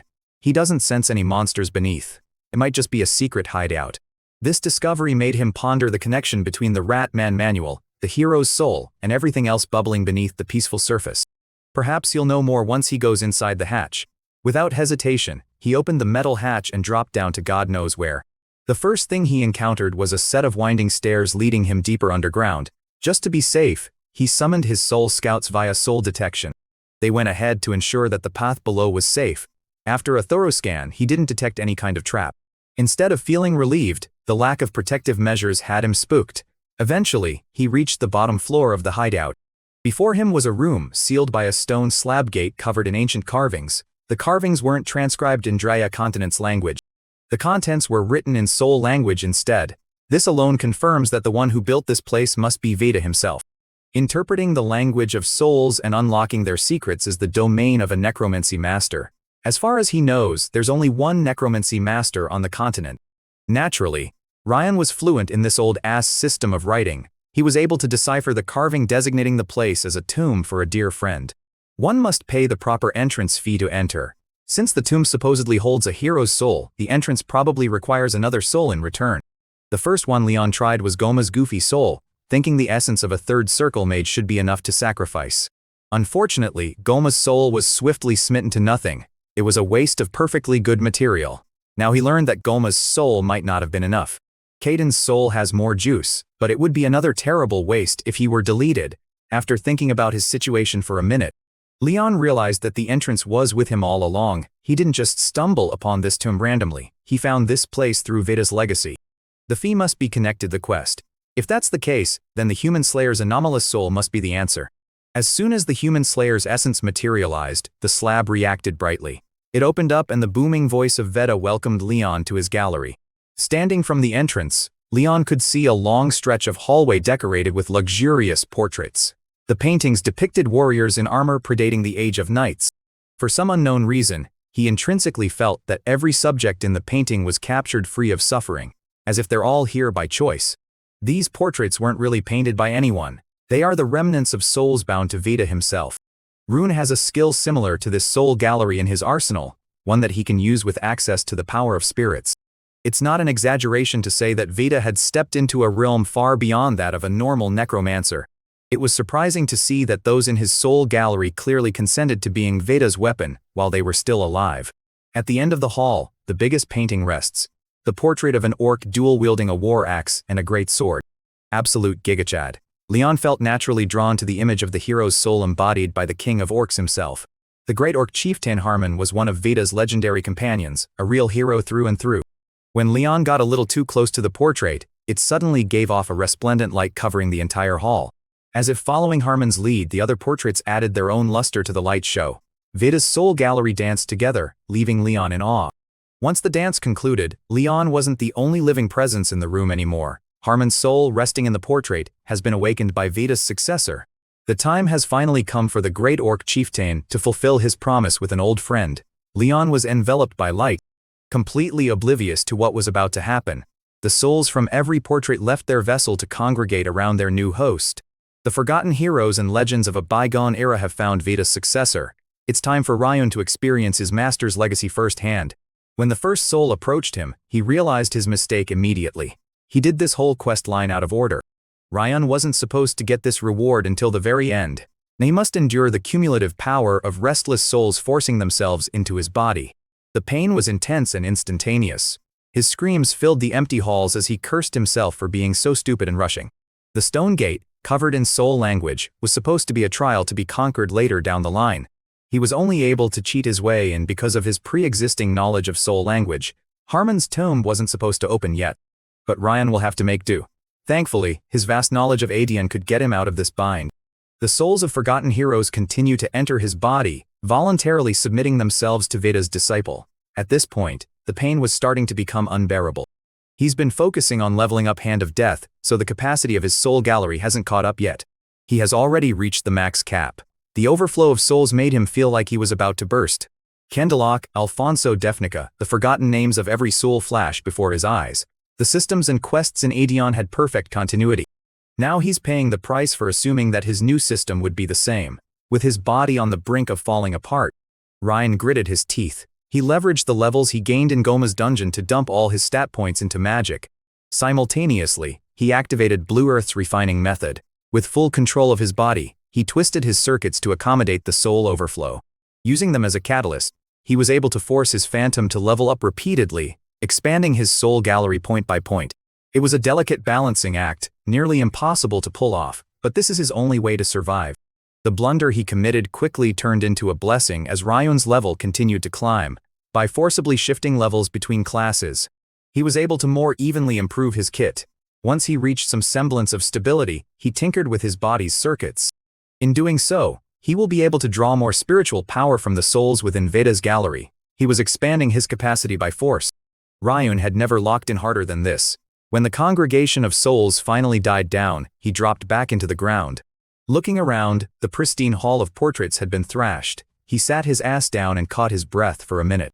He was bleeding from every orifice, but the risk justified the reward. For starters, his soul gallery grade increased significantly. Normally, Veda's successor was supposed to use pure magic to receive this power, but he managed to pull it off through manipulation. The souls trapped in his body filled out about half of his new gallery. All that's left is the big dog at the end of the room. One way or another, Harmon's promise to an old friend must be fulfilled, considering that his soul gallery is only half full after that grueling process. Perhaps taking on the Great Orc was feasible. He recognized that Harmon's soul is on a completely different scale from the ones he had absorbed earlier. Even though he did things out of order, everything worked out in his favor. With rock-solid resolve in his eyes, Ryan invited Harmon's soul to enter him. Right away, he was almost knocked down by the intensity of Harmon's entry. It took a long time to fully suck every bit of soul power out of that old portrait. The painful process ended with Ryan unconscious on the floor. When he woke up, notifications filled his vision. Harmon's soul is secure. Veda's disciple has obtained a hero's soul. He sat up and scanned his whole body for anything odd. Thankfully, the only odd thing was the deactivation of the Leon disguise he maintained through body control. Inside his soul gallery, he could sense an imposing figure slumbering within. It was Harmon's soul. He was granted plenty of experience points and all his stats have increased drastically. In addition, he acquired Harmon's gauntlet. Surprisingly, putting on his new legendary weapon came to him intuitively. Aside from the material rewards, the Legacy of Veda quest has been updated. His next task is to find the remaining legacies of Veda scattered across the continent. Furthermore, a quest was added to the list. It was an ominous warning to prepare for Arkan. He just narrowly escaped an untimely death, yet the threat of Arkan is just around the corner. Ryan wasn't ready to say goodbye to his Leon persona just yet. He put his disguise back on and left Veda's hideout. Leon met up with Laven and returned to the village together. At the inn, the villagers, including old lady Sarman, welcomed them as heroes. Sarman was so grateful that her tears wouldn't stop flowing. Like usual, Leon insisted that he was just doing the job he was paid to do. The innkeeper, who never suspected him of being the assassin sent by Martin, was a bit embarrassed for being so clueless.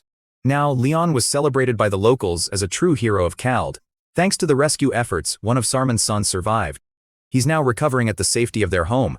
Leon made sure to credit Sarman's other son, the Shifter Rat Man, for his sacrifice that led to the survivor's rescue. Technically, he was the one who killed the detestable Goma.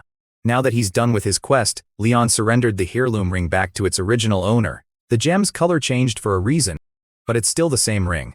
Old Lady Sarman didn't take the ring back. Instead, she shared a story that goes back hundreds of years to the time of the Black and White War. Back then, a black mage once appeared in this area. It slaughtered the people and easily took over the Lord's castle. The Black Mage's terrible reign was ended by a brave hero who burned the Black Mage to ash. That fearless man gave the heirloom ring to an ordinary farmer who risked his life guiding him to the castle. The ring in Leon's hand was the same ring handed down by a hero to a humble farmer. Based on that story, Leon could see a clearer picture of what really happened back then and why the map to the hero's soul was hiding in such a remote village. Legend says the ring would change color once it found its true master, and that's precisely what happened. Old Lady Sarman felt bad for the mercenaries she hired, but all worked out in the end. Her family's heirloom ring found its rightful owner, and the mage's reign of terror has ended. To show their gratitude, the villagers pooled their resources to give Leon a little extra. If he's ever in the area again, his food and accommodation will be free of charge in this town. Without a hint of shame, Leon took the bag of money for himself. The quest was completed, experience points was gained, and additional rewards were granted. Now they must hurry along since the Lord of Khalid collapsed suddenly the same night they cleared the dungeon, and Knight Commander Caden was stamped as missing in action. If Leon and Lavina stay in town for too long during a politically turbulent time like this, it'll only be a matter of time before they fall under heavy suspicion. They left Khalid under the cover of the night. Finally, Lavina could interrogate her secretive friend about what he's been to over the last few days after the dungeon raid. He used his master's dying wish as an excuse and took 3 whole days to resurface. Naturally, the young lady was curious about whatever he'd been up to. Lavina being curious is a good thing. That means she didn't have him followed for the past 3 days. While pestering him for information, she noticed that he had grown a few inches taller and that his skin had grown even paler in the short time they had been apart. She would probably believe him if he said he's a vampire now. More than that, the thing that interested Lavina the most was the massive and sudden increase in his mana reserves. Furthermore, she could see that he was clearly hiding one hand under a cloth bandage. She forcefully tore that cover open and his new gauntlet was exposed. From its appearance alone, it was apparent that it was a treasure. If she could see the specifications of Harmon's gauntlet, she might just faint. This was by far the best reward he gained from the long quest line. It's a weapon that can never be destroyed and gradually regains its durability. More than the increase in offensive ability, this gauntlet will allow him to block any attack without worry. As expected, Lavina wanted to know more about the gauntlet and his solo adventure. In hopes of shutting her questions up, he confessed to finding Veda's legacy. This only made her more animated. Anything Veda touched is considered a treasure many have sought for ages, but could never find.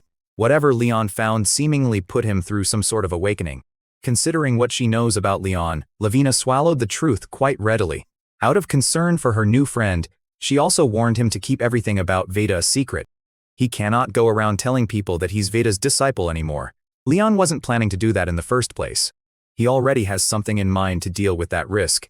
Together, Leon and Lavina returned to the bustling city of Fainton, where Martin resides. The branch manager received his written report, and her hand shook as she read through every line. You cannot blame her for that reaction. Everything that happened in Caleb was unbelievable on paper. If Leon didn't have Lavina to back up his report, it would be hard to believe what he went through. It's only been a few months since a young man named Leon joined Martin, beating every record. He seems to have matured by several years, shedding his boyish looks and adopting a more manly aura. The branch manager caught herself staring too long at a boy at a growing age and shook her head to stay focused on the issue at hand. She thought giving Leon an absurd mission would lead to some kind of failure. The world of assassins is not easy. This test was originally meant to teach him that. Even then, she did not account for the involvement of a sword expert of all things. Leon already surpassed expectations by returning in one piece. The fact that he got rid of Goma and the crooked lords involved was just a gigantic cherry on top. Eager to help her friend, Lavina co-signed every word in the written report as Leon's auxiliary support. No one else in the room knows her true identity, aside from the branch manager. She could see his success making sense if the daughter of Hassan stepped in to help. Lady Lavina orchestrated Leon's assignment to Caleb after all. Unexpectedly, Lavina claimed that she was nothing but a burden, and Leon did all the work. The only noteworthy assist on her part was disarming some random traps. As for clearing the dungeon, assassinating Goma, and fighting the sword expert, Commander Caden, head-on, that was all Leon through and through. The other assassins listening in on the meeting found her account of what happened utterly unbelievable. Caden is a well-known commander of the Caleb Knights. He wasn't some ordinary fighter with a sword.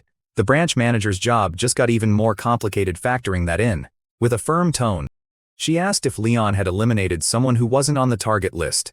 Lavina doubled down on her first-hand accounts about how Leon killed both the mage and the sword expert, completing the mission successfully. Doubts were growing about whether a 13-year-old kid could really achieve all that. Forget about 4th class. What he accomplished could pass a 3rd class or higher evaluation. The branch manager refused to believe that Lady Lavina didn't step in to help. Even though she's still hostile towards Leon, Miss Escort briefly passed a mental message to the branch manager backing up the written report and Lavina's statement. Lady Lavina truly kept her hands to herself this time. If anything, all she did was delay the Khalid reports from reaching Martin. House Sasan will handle the Rapman production manual fiasco as promised. So, Miss Branch Manager was forced to accept the fact that Leon was just nothing like his former self. With no more doubt clouding her mind, the branch manager slumped into her chair. In truth, she was very much impressed by the young man. Just a few months ago, a weird kid commissioned her branch for the weirdest request. Now that weird arrogant kid is showing a level of talent never before seen. He's starting to look like a proper member of the Assassin's Guild. Even the members who only saw him as a cocky kid gained a newfound respect for their junior. Some even claimed they had high hopes for the boy from the start. With this change of perception, Leon brought up the incorrect classification of the commission rank. He insisted that facing and beating a sword expert entitles him to more than just a 4th-class promotion. He even implied that the branch manager must have given him an impossible mission on purpose. The members tried to scold him for disrespecting the boss, but the branch manager shut them up real quick. She argued that unexpected variables will always be a part of missions. She cannot be blamed for the lack of proper intel. Still, they are talking about a villainous knight commander here. This is not something Martin can just brush off as an insignificant and unexpected variable. If the branch manager didn't know about such a dangerous variable, that's arguably a worse look for her. If that were truly the case, this would be nothing short of incompetence on her part. Calling the boss incompetent was the final straw that made the Martin assassins hostile. One member, Soman, an assassin awaiting promotion to 3rd class, charged at Leon with the intent to harm. He welcomed the incoming fist readily, dodging out of the way with a quick step back. With enough space to work with, Leon swatted Soman's hand away. He followed the slap with a nasty armbar that threatened to break the hot-headed assassin's arm. Soman gritted his teeth. His pride prevented him from tapping out. Eventually, the pain became too much to endure, and he begged the boy to let go. Leon calmly whispered that further resistance would be met with a broken limb. The branch manager knew that she was in checkmate. She could confess to knowing everything all along, but that might expose Lady Lavina's involvement and lead to a lot more headaches. She couldn't prove it, but it felt as though she walked right into what Leon wanted. He started a scene on purpose to force her hand. The present members and the branch manager steered clear of his stunt for the moment. He could tell that she figured out what he was trying to do. Having a subordinate run wild in the branch manager's office shows a lack of leadership. Since his goal had been achieved, Leon kindly let go of Soman's almost broken arm. Instead of reprimanding Leon, the branch manager ordered Soman to get out. If he doesn't shut up and leave the room, she might just break his arm herself. She doesn't like yelling at her subordinates like that. But Leon left her no choice. Sitting back down, she apologized to the boy. By all accounts, the execution of the mission was absolutely flawless. For now, all she can grant him is the promised promotion to 4th class. With that out of the way, Leon opened the table for some negotiation. It's only fair that he gets something a little extra for his troubles. This time, he wants something other than reward money, something more valuable. Hearing that automatically made the branch manager nervous. Leon's seniors also thought he was crossing the line. He's behaving as though he doesn't know how strict the Assassin Guild is when it comes to discipline. The thing is, Leon wasn't the first one to cross the line. Miss Manager did. The kid almost died because of the guild's incomplete and inaccurate intel. The branch manager finally yields, agreeing that Leon has earned compensation beyond the promised 4th class promotion. Instead of asking for more gold, he chooses information, the one reward that can open doors money alone cannot reach. As a 4th class assassin, Leon can already access most Martin records, so his request immediately signals that he is chasing something far more valuable. Lavina has traveled beside him long enough to understand where that trail leads, because the same legendary name has shadowed his strangest discoveries. With his promotion secured and his mission complete, Leon turns his attention to the legendary necromancer Veda and the truth hidden behind that name.